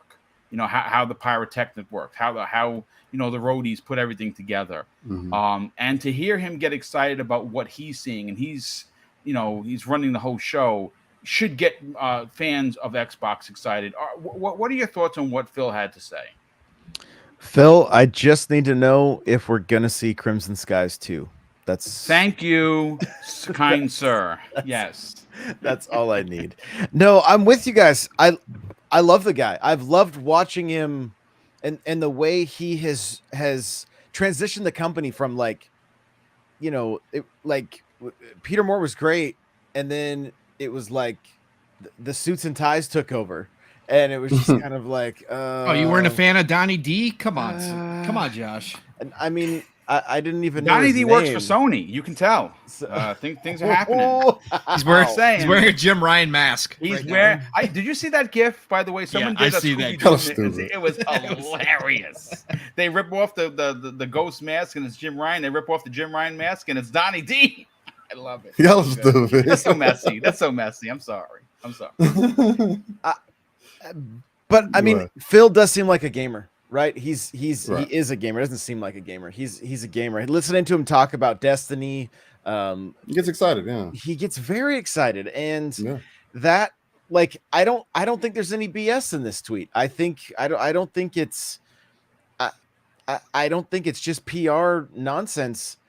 I will say this: they set a very high bar last year. So are they going to be able to get to that point again? I know Starfield is exciting for a lot of people, I know, but we already know about Starfield, right? And I want to know about some stuff that's new, but that's also not 3 years out, 2 years out. And I think a big thing that they could do, and hopefully part of the reason he's excited is because they're going to be like, oh, and this is on Game Pass today, and this is on Game Pass today, and this is on Game Pass today, right? When those announcements start really hitting, where it's like, yo, we're jumping right onto our Xbox right after this presentation because we can't wait to play, whatever game is announced. That's to me what starts to really win these shows. Nintendo tries to do it, and sometimes it's a hit, sometimes it's not. With, hey, this is out now, and I really want to see something like that and something that's going to get buzz, right? Something that everybody's going to be like, yo, I can't wait to get this downloaded. Something that's going to melt the servers. You know what I mean? Like, let's have it be something that really, really wins the day. I know we're not seeing like the regular E3 where it's like we can kind of grade all of them together, and who knows when other presentations will be shown, but like, I really do hope that they knock it out of the park, and they have set a bar. I feel like they really set the bar last year for what a show should be. And I mean, sure, you guys were talking about CGI and stuff like that. Like, I get it, but I mean, their job is to market games and to keep us informed on what's coming out. I think to take it to the next level, let us know that we can play something the same day. Let's say we play a few things the same day. Yeah, no, I like what you're putting down. I think that there is one more question that we're going to come back around to that I will read after we get VJ's point. But I like what you're putting down, Josh. I think that's incredibly important, whether that's a AAA experience or an indie, which I love everything on the spectrum. I don't have a specific. It's got to be this genre or this brand or this name or this games for me. I think a lot of people here, games are just games. And I can find solace in a game that costs $50 million or $50 to make. It to me, as long as it's fun, I really don't care. And I think, Josh, you're definitely onto something. VJ, let's get your final point on how Phil talked about being able, looking behind the curtain and getting excited about what he knows is coming. That should excite fans. Does that excite you specifically? I think Phil's spoken on more than one occasion about having the privilege of being able to sort of leisurely peruse Xbox games in development at certain points during the year because he's such a busy guy. For me, authority should never be the truth for you. Only truth is the real authority. In that sense, I'm kind of really looking forward to the June 12th show. That's not one of mine. It's someone else said that. So yeah, definitely not one of mine. I'm not that smart. But when it comes to entertainment content specifically and how it's sort of reflected upon, right, once it's been processed through the firmament of the mind's eye, it ultimately ends up being highly subjective. And what I sense is that what most people with a balanced disposition, and believe me, they're few and far between, but maybe I don't look hard enough. It's to then assess and see how Xbox, for me at least, is how they've progressed, or how Xbox and their studios are progressing. And I think that that's what Phil is actually really doing behind the scenes and behind the sort of PR tweet. And besides assessment, he's ultimately tasked with making his studio content sort of pliable, agreeable, and dynamic, right, for a very public consumption date, which is again June the 12th. Tell me if I've got the date right or wrong, because I actually can't remember. It's June 12th. You're good. You're good. Yeah. So and look, Phil may be proud or excited for certain content, but ultimately he's in the business of selling future promise and ensuring that studios live up to his promise that he's made to us fans, and that's a tough job, right? And that's regardless of these games being in Game Pass or day and launch and so on and so forth. And for me, it's not about comparing studios internally or even externally with other companies, right? And there might be potentially several other summer events. It's about observing individual studios' journeys and how they are progressing and how they are faring under the Xbox Game Studio umbrella. Again, I think there's a distinction to be drawn in terms of how feedback is holistically and objectively processed after being received, and not based on public or punditry outcry, critique, and scrutiny, right? And let's be honest, we know less than 5% in relation to what actually is going on, and I think that's pretty evident, right, from listening to everybody on the panel, and that's what actually makes it even more exciting. I don't know if you guys agree, and Phil and Co. 100%. I think. Sorry. No, I'm saying I absolutely 100%. Everyone should be excited. Yeah, and I think Phil and Co. Will do exactly that pre and post the event in terms of assessment, and since he and his team. I think that because they're still early on in their trajectory. And in terms of where they want to go and so on and so forth. So I think that what they need to do and what they will do, hopefully, is to continue to support these studios, regardless of what the public say or do. And because at the end of the day, what I see is that this panel, this community in the chat continue to do support the studios in their own way, via our purchases or accessing these games via Game Pass. And some studios will need time, patience, and more importantly, support and understanding. And some studios will be ahead or behind schedules, and some will hopefully blow the general public away, right? Last year, I gave the show a 10 out of 10. And you were right for doing so. Prizes on the show that day. and that was a boom. That was a 10 out of 10 at that point in time of Xbox's journey. And this year, for me, I would like to come away with the feeling and thoughts of an upwards curve in terms of Xbox's presentation, performance, improvement, and promise in mind, right? That's how I want to come away from it. And hopefully, more importantly than anything, with our imaginations, and that's all of us, right? Everybody in the chat, everybody in the community, everybody on this panel. Hopefully, we all come away with our imaginations sort of highly engaged with some of what's around the corner, and perhaps something that's maybe 1 or 2 years down the line, right? Because these things take time, and look, it may not be perfect. And it will be highly subjective, considering humans to humans. We're unique, right, in terms of sensation, observation, desire, bias, like, self-interest, and all that game. And it's for me, it's all about observing these things without judgment, and then only then you can kind of tap into a higher or a different intelligence within you and see beyond. And I'm just looking for evidence of improved process and progress Right. and projects with meaning and significance. And again, I understand that's subjective, but overall, Boom, I'm ultimately I'm really looking forward to June the 10th or whenever the show is. Yeah, June 12th. Just No, but Boom, don't forget we've got a private viewing. You've invited me to a private that is viewing on true. June the That 10th. you know what? Sorry, You I let get the those cat two out of dates the mixed bag. up. I'm gonna know before everybody. Damn it. I'm still waiting. I'm still waiting for the flight plan from Papa Phil's. He's gonna fly me in this private jet. Listen, Fancy hotel, no. yeah, listen. I'll pay for it, brother. Just invite me, and I'm good. I'll pay for it myself. Listen, one of the things that we were talking about, Steele and I, before everyone got in here in the green room, and we got some minutes left. First of all, 450 people still here.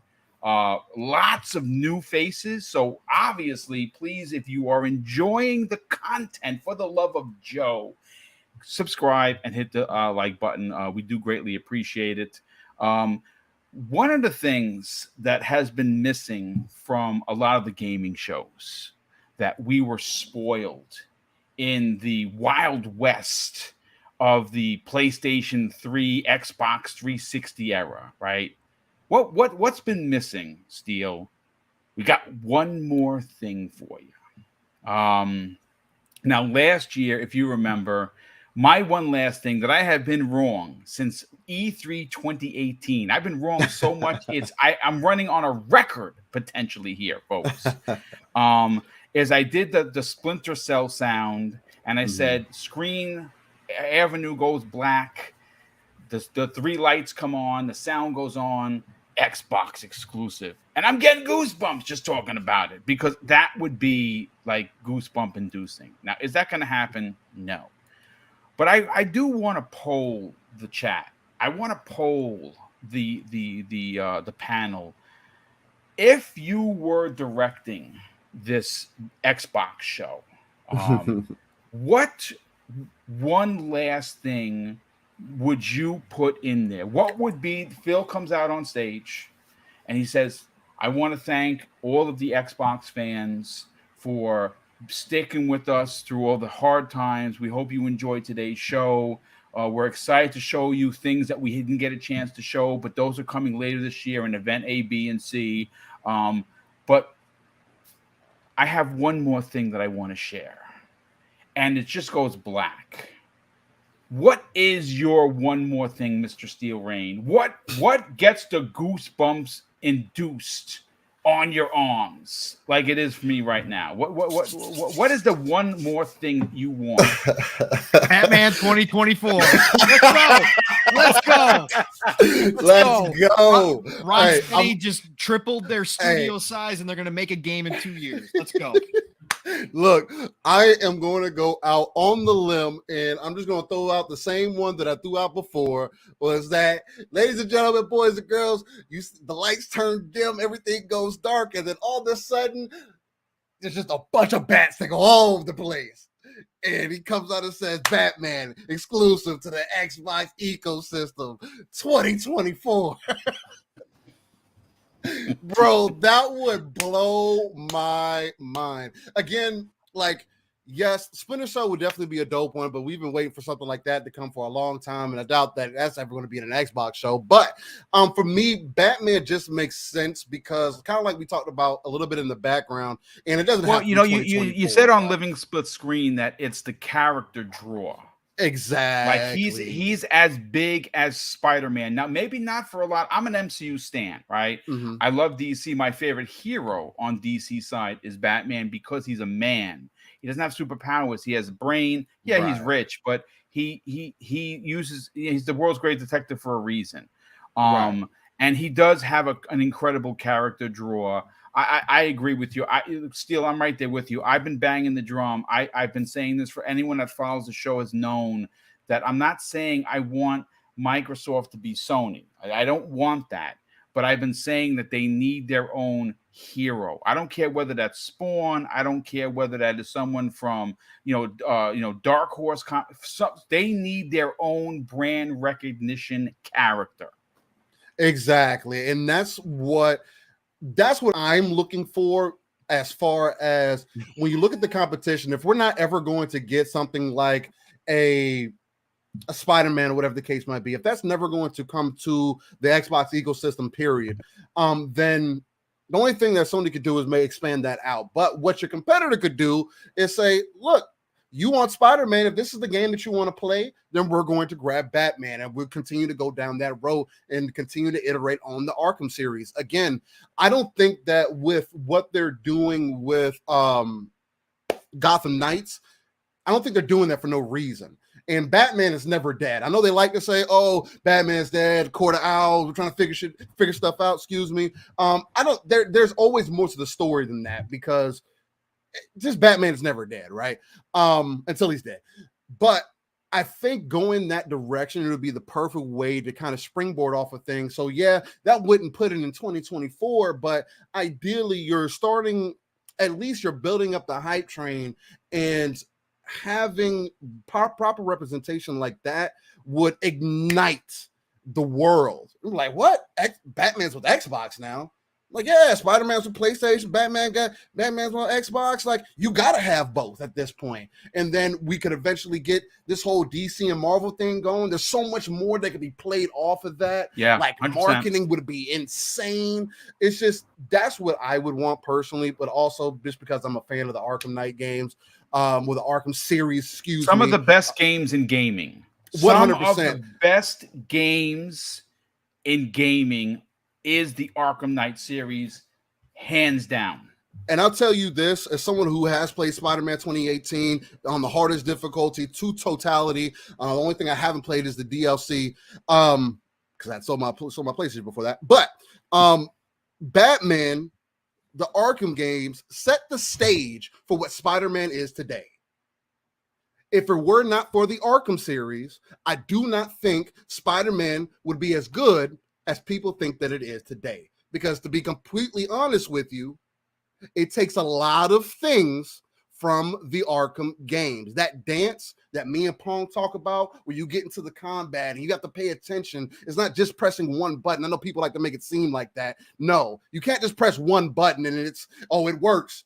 Sure, if you want to be corny, I guess. But if you're actually playing the game, knowing the different moves and the combos that you have, knowing the depth of the gadgets and everything else, it's Batman. But in the Spider-Man universe. And that's perfectly fine, because again, games are supposed to look at your competitor. You're supposed to look across the pond and say, hey, well, I like what they did there. How do we iterate on that? How do we make it better? Is what they ask. Exactly. Kind of like what Game Plato said in the chat, Batman is Spider-Man's daddy. At least in this gaming space. I love it. And at this day and age, I can agree. I can definitely agree with that. Not to take anything away from Spider-Man, but there's just so much more that could be done, and the potential of having something like that would answer all the questions that people have wanted. There's your one over-the-shoulder third-person action adventure game, and it's Batman. I just think that would be dope to me personally, but especially with all the WB rumors and everything, who knows what could happen. So yeah, no, 100%. Listen, before I bring Pong in, I want to give you mine. And it's not Banjo-Kazooie, because that's not what you close with. That's somewhere in the middle. So don't worry, I'm not going to ruin it. But I just saw someone actually say something here that was interesting. For me personally, because it's such I'm so passionate about the IP, so passionate about the franchise, someone that has been completely just banging the drum with why don't we have a new one? I'm talking about Killer Instinct. And I'll never forget when I know that E3 2013 for Xbox, it was a good show, but we know what happened afterwards. But I can tell you, I had taken what we call meal, which is your lunch break. And I ran downstairs to the senior locker room, and I'm just chilling because I specifically picked that lunchtime so I could watch the Xbox show. And I gotta tell you, man, when that doom, I knew from the first 3 beats that it was Killer Instinct, and I nearly fell out of my chair because I was like, oh my God, this is what I've been waiting for. It would be pretty epic if, and this is a double whammy here, if at some point at this, we got one more for you, and Phil is standing there, and he says, I want to welcome someone to the stage that I've been friends with for many, many years, and it's Ed Boon. Ed Boon comes up, and you know that people are losing their shit right now, because I'm one of them, right? And he says, Ed, take it away. He says, listen, just wanted to stop by and end the show on a big note. Obviously, you know me from Mortal Kombat. Today, I just want to let everyone know I'm proud to announce that NetherRealm Studios has joined Xbox Game Studios, and this is what we've been working on. And the lights go black, and doom, doom, doom, doom, doom, and it's the revamped version of Killer Instinct. Listen, I'm gonna stop the show right now because you guys can't beat me. I'm sorry. I don't care what you say. But that's my end of the thing. I know that it's ridiculous. It's probably not going to happen, but God damn it if it does. Pong, what is we got one more thing for you. X-Men 2023, let's go. Let's go. No. I love it. That's great. You all get to see what I get to put up with on Saturdays, which is nice. All right. Listen. Nah, man, this is great. I've been going back and forth. I'm going to cheat a little here and go 2 because I've been going back and forth on this a lot on this one. So number 1, the one that I'm hanging mostly my hat on here is if the Kojima deal is done, there's just one more thing is Kojima is coming out. Again, it's not going to be for everybody. There's people who absolutely despise Kojima in this community and who think that Xbox should never deal with the guy. But we got to think in terms of big business here. We also got to think of the other side of the pond, brother. Right. You know, Japan is a market that Microsoft wants to not dip their toe in. They want to dive in. And if you bring Kojima along, well, that's a good start, man. Yeah, it's a great start, and not only just for the East here, Boom. This would roll right into their whole cloud gaming initiative, right? Kojima would be the big name that starts pushing, and we've heard over the past couple interviews with Sarah Bond and Phil talking about this cloud gaming initiative, cloud development initiative, and getting the tools up into the cloud and allowing for an expansion on what we already think can be done. And Kojima would be the name to start driving that. And I'm thinking about the after the show, kind of like they did with Paris when they do deep dives.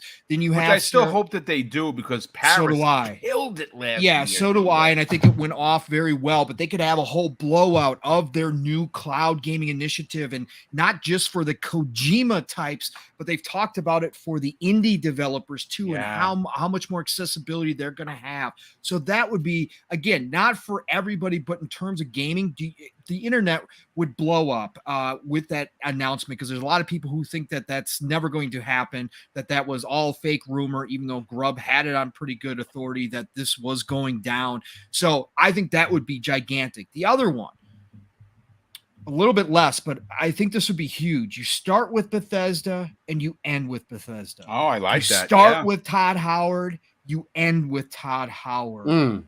Because what they got in ZeniMax with Bethesda and Todd Howard and his team is some of the biggest franchises in gaming history when you're talking about Elder Scrolls and Fallout, right? Is this God Howard that we're talking about, sir? Yes, this is God Howard. Praise be his name. Amen. Okay. So you start with his brand new baby. The show Starfield, blowout. Everybody's hyped. You kill the rest of the show with all this stuff. Then you come back because there's been all this talk, unfortunately, not unfortunately, just par for the course when it comes to Bethesda and thinking about, okay, we're just getting Starfield. We have to wait another 4 to 5 years for Elder Scrolls 6 probably. And then we're not going to get a Fallout for another 8 years, maybe by the beginning of the next gen. So Todd Howard comes out and goes, oh, by the way, we got one more thing for you. From our studio, we created a brand new group, and we got this rumor last year. Boom! If you remember, we talked about it. Yes, we have a new team that is going back to our beloved franchises and remaking them from the ground up. So we are here today to announce to announce to everybody that we're going back and we are remaking Morrowind and we are remaking Fallout Oblivion. 3. Fallout 3. We're going to start with Morrowind and Fallout 3 because that will cover the time between Elder Scrolls 6 and between the new Fallout 5. Then exactly. We are remaking those, so expect big, more dude. information soon on those. I think that would be a huge deal because Morrowind remake from the ground up would be like a brand new Elder Scrolls game that we get in between, until we wait till Elder Scrolls 6 for a lot of people. A lot of people never touched Morrowind, and if you try to go back to it, look, it's original Xbox, right? It's the PC. It's like it doesn't really hold up that well. The modern community on the PC side has done a fantastic job with that, phenomenal job. But I think that would be huge. It'd be another, like I said, almost getting a brand new game from that studio. So I think that would be one way to end it as well. I mean, talk about bookends, bro. I mean, that's bookends. That's great picks. Josh, let's get your opinion on it, brother. How do you end the show? What is we got one more thing for you, brother. I mean, it can't be anything other than Brute Force 2. Oh, now we're talking. Four-player co-op. Yes. That's fire. I'm out. No, but I mean, I love going back and looking at some of those. Like, there's a nostalgia pull for me when it comes to Xbox, and I've mentioned Crimson Skies. That would be a massive one for me. Yeah. But even if Mech Assault could get some kind of like big gritty overhaul, maybe it's like free to play, all these customizations for your mech, a lot of the stuff that FASFA did back in the day, if they could bring some of that stuff back, I would lose it. I mean, love that game in this era screams free to play, dude, and it would work with Xbox. It would just work. I think so. I think so too, especially if there was enough customization and like, people really, if people got into just the way they could make their own mech look and again, like modify that gameplay. It has to evolve, right? We can't just go back. But I mean, some of the most fun I had on Xbox Live was with Mech Assault 2 and running the VTOL and just bringing supplies to my teammates as they were making the push through the map. Like it wasn't just there was strategy to it. It was like, and if that was, I mean, I'll go like we're going like speculation town or just kind of going bonkers. I mean, seeing Mech Assault in almost like a League of Legends, not the style of gameplay, but getting it to where it could be that kind of esport where people are really hyped and putting teams behind it and just something big. Like the big IPs that are the flash in the pan that come and go, those are great. I know right now there's a bad taste in a lot of people's mouth from Infinite and hey, it's growing pains, right? And they've got to get that model down. But I think with the right teams and the right people behind it, like I would love to see something, similar to like Overwatch or something that people want to watch the pros play, something in that. I mean, HCS I think does fairly well, right? I think Xbox is doing great with that. But what is something that's even, bounce between PC and Xbox, throw it on that Game Pass and really have something that's constantly talked about that belongs to the Xbox name. I love it, Josh. Speaking my language, man. Get that mech back. No. I love it because what you could do is you could rebirth the franchise, and in an era where free to play, are there any mech games that are free to play? The answer is no, there are not. And Mech Assault does have a long lineage. I know Phil's talked about it. He goes, it's real messy when it comes to the licensing. But Microsoft has something that a lot of people don't have: limitless money. I was just going to say, money fixes a lot of messes. Money fixes a lot. They can't fix everything, but it certainly could fix this and say, hey, listen, we'll give you money. We own the IP. Let's go crazy. And I like that.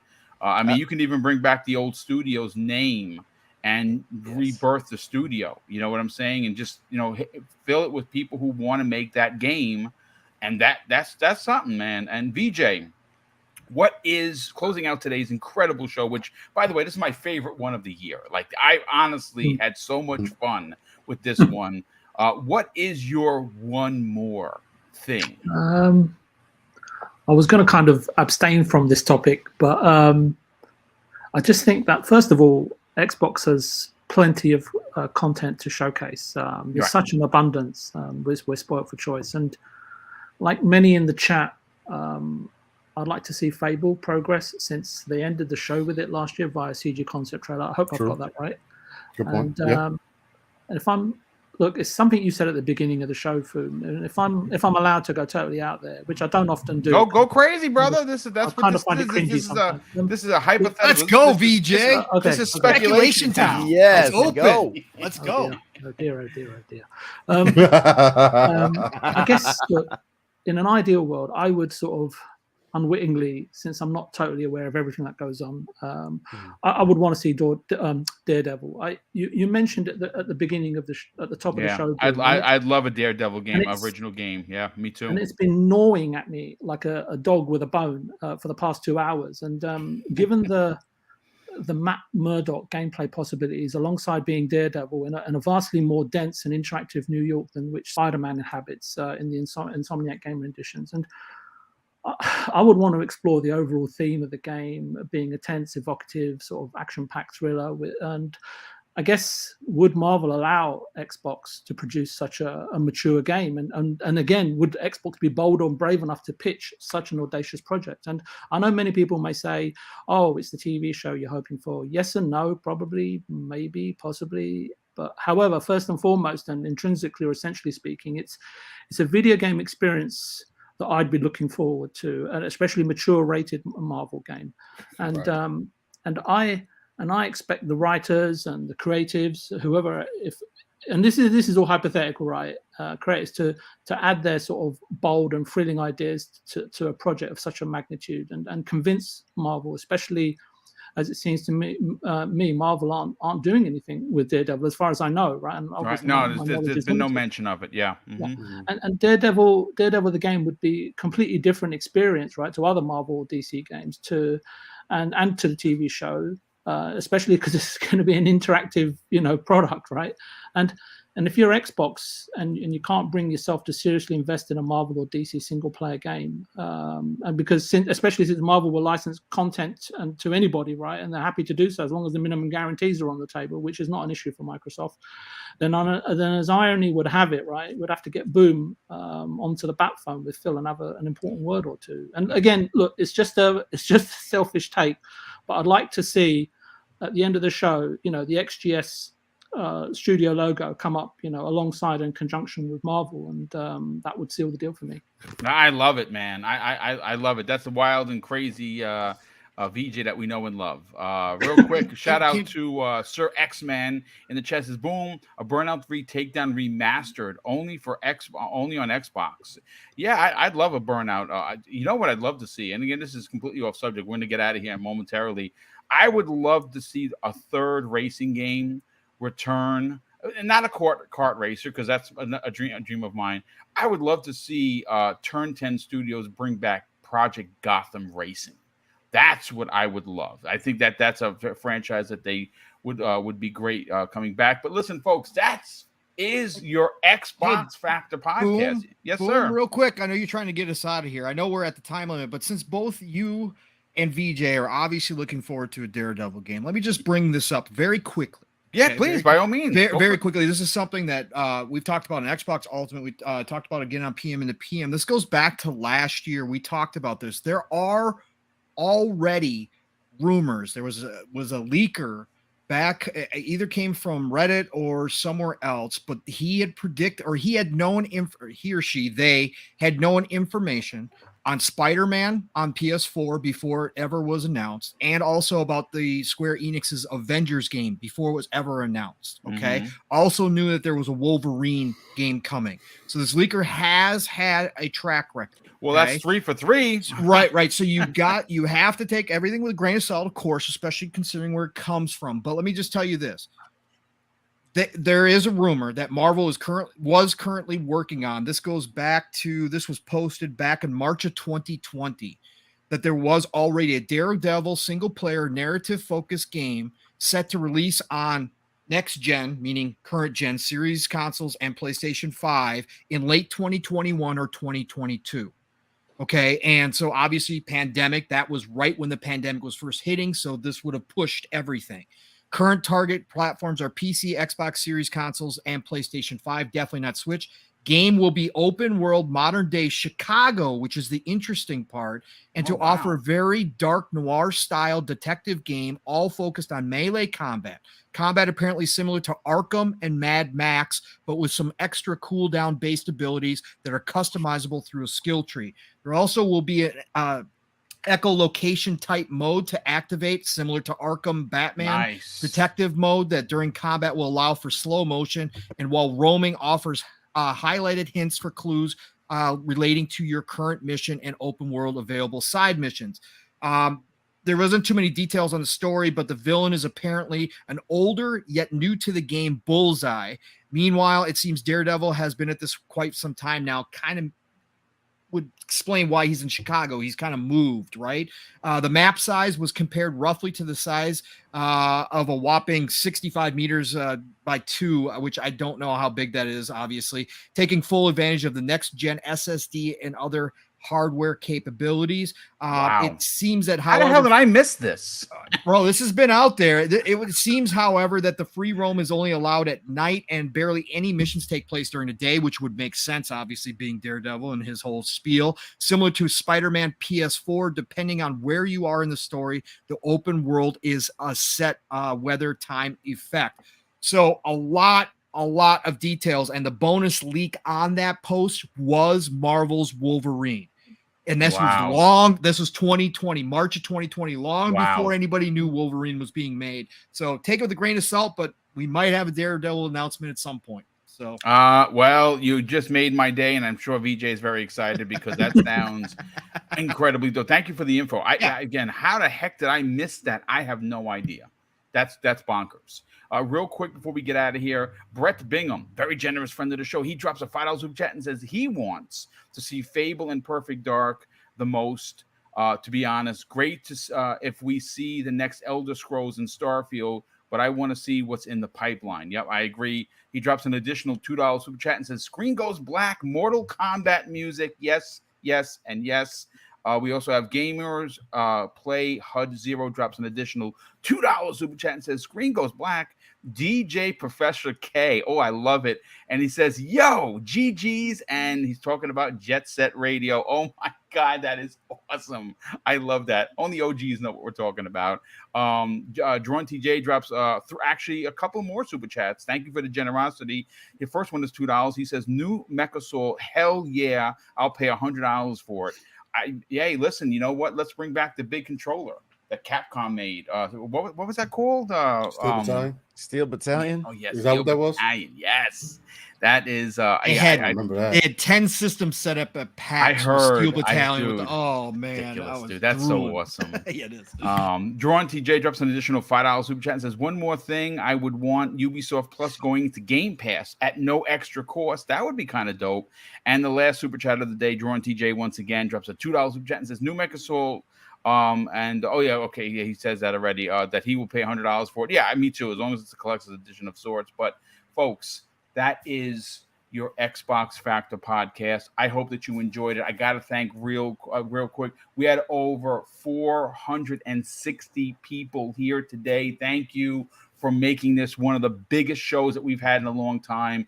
If you're new, consider subscribing. If you enjoyed the banter, and we hit 3 topics today, I know that on the docket was the Mandalorian game. I'm going to move that story to tomorrow's Breakfast with Boom. So don't worry, we're going to open up the show with that.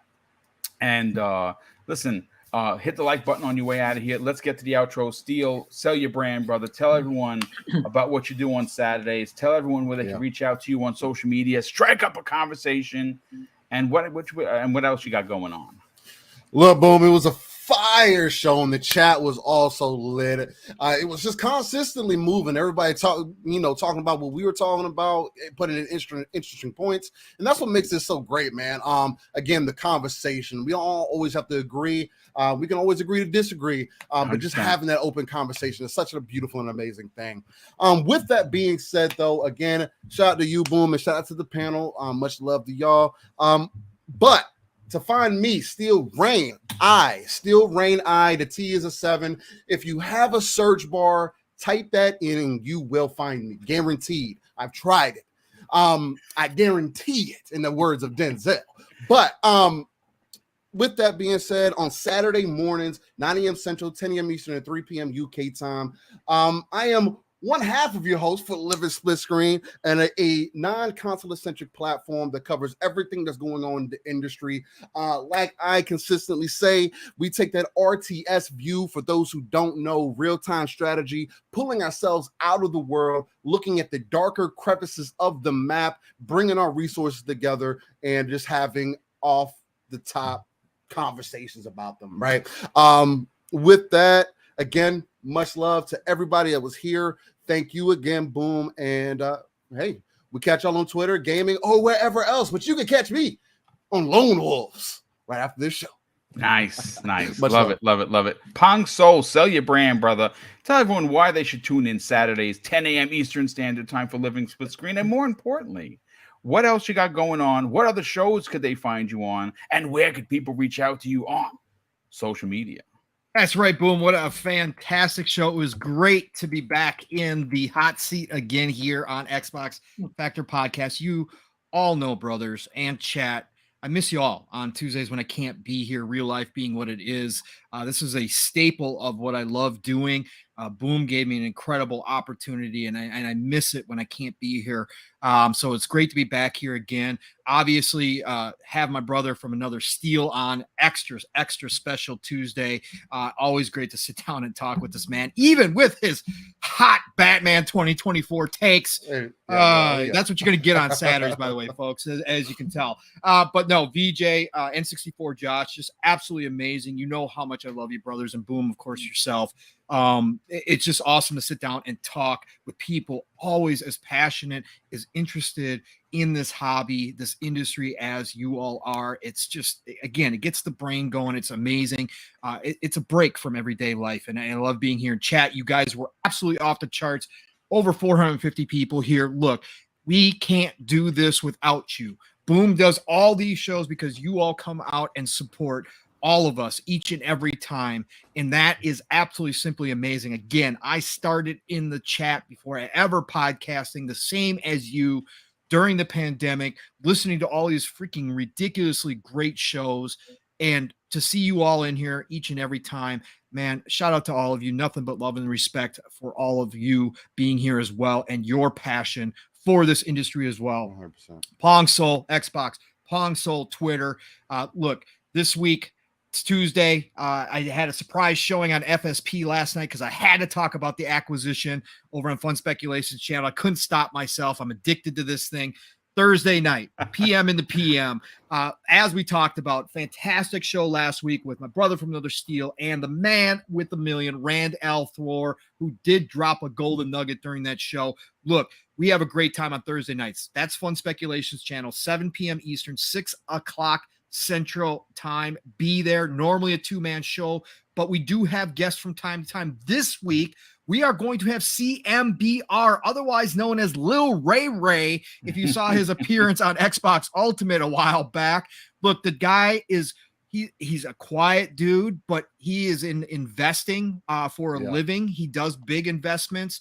He actually puts his money where his mouth is. He invests in the gaming industry on the side for his own personal self. He brings a ton of knowledge when it comes to the numbers, when it comes to these acquisitions and purchases.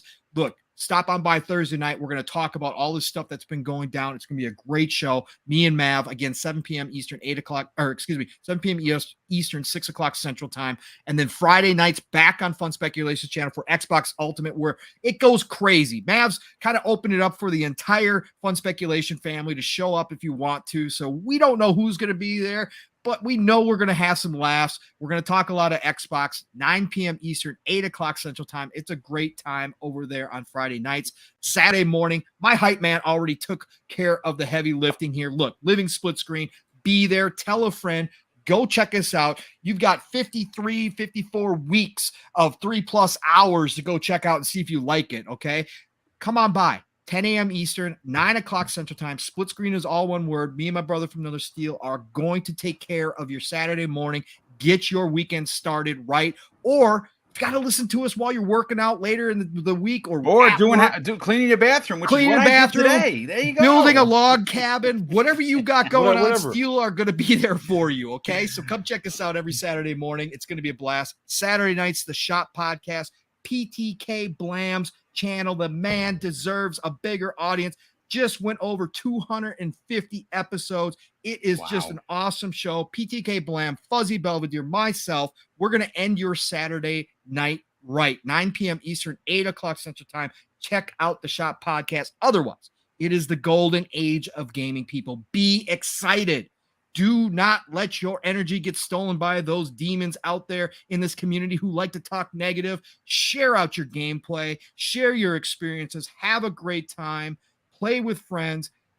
Look, play what you love what you play. I'm going to talk to y'all real soon. Thanks again, everybody. Yeah, absolutely. Look, Chargaz M in the chat says, I was walking my dogs and listening to Mr. Boomstick right now. There you go, brother. That's what we do. We put these out there, whether it be Pong, whether it be Steel, whether it be Mad, whether it be Iron Lords, whether it be Noof Nukem, whoever you listen to. It does make daily stuff go, house chores, shopping, doing the wash, working out, whatever. And we all definitely appreciate that. Josh, sell your brand, brother, and you got a lot to sell. You're doing a whole bunch of stuff. You're doing TikTok, you're doing YouTube, you're doing here, there, and everywhere. Tell them about your 872-man Mario Kart event that is coming up soon. Yeah, guys, I'm N64 Josh everywhere. I host the Nintendo Powercast, also the Halo Infinite podcast, and a few others as well. You could literally just search my name and find all those shows on your podcast player of choice or on YouTube. And yeah, I'm doing a lot on TikTok. Unfortunately, I got banned because that's what trolls like to do on TikTok, is they'll report you for stuff that's not true in the auto model. Burp. So I'll be back to streaming some Mario Kart on Wednesday, though. You're not keeping us down. And so yeah, that's where you can find me. Well, listen, that's I hate to hear stuff like that. Like, people are just so gross. I mean, yeah, it's unfortunate you got to deal with that. Shame on that. They can't have better better things in place to make sure that kind of stuff doesn't happen. That's gross. But we had 2,000 viewers, and as we got, it just shuts the stream off. Burp. just kills it when you get banned. Wow. It's like, that's gross. Don't be an a-hole, folks. You know what? Remember, karma. She's a bitch. And when she hits you, just when you think you're standing on top of the mountain, she goes boop, and you fall right down to the bottom. And the same people you stepped on to get high are the same people you're going to see getting low. So don't be that person. VJ, so I know you don't got a lot going on, but if somebody wanted to strike up a conversation on social media, where could they reach out to you, brother? Yeah, you can find me at Viewpoint Gaming on Twitter. But more so than that, Boom, I just appreciate you continually having me on your show. It's a really great time, and I don't really have anything to promote, just the shows that I'm on, and yeah, and I hopefully see you all next week. Oh, you absolutely will, brother. You're always welcome here. Your seat will never be filled, other than unless it's your rear end in that seat. So, thanks for being here, ladies and gentlemen. Thank you so much for supporting Double Barrel Gaming in the way that you do, through channel membership, through super chats, and of course, simple views. We love you all. We definitely appreciate the making us cross 10,000 subscribers this year. The goal is 12. We are almost there, folks. We are under 1,200 to 12K. That's what we want to close out the year with. 1,200 more, and we're there. And we can't thank you enough for that. And of course, the super chats that come in, unbelievable. They do power the show in regards to giveaways. So big shout out to you there. And of course, I'll close out the show with something that's important to me, folks. Hopefully one day it'll be important to you. And that's something that my dad taught me with kids. And he said, son, treat others how you want to be treated. And also, it doesn't cost anything to be nice. You live by those rules. And I can guarantee you're going to have an awesome day. So take care, everyone. We'll see you next week on the newest episode of the Xbox Factor Podcast.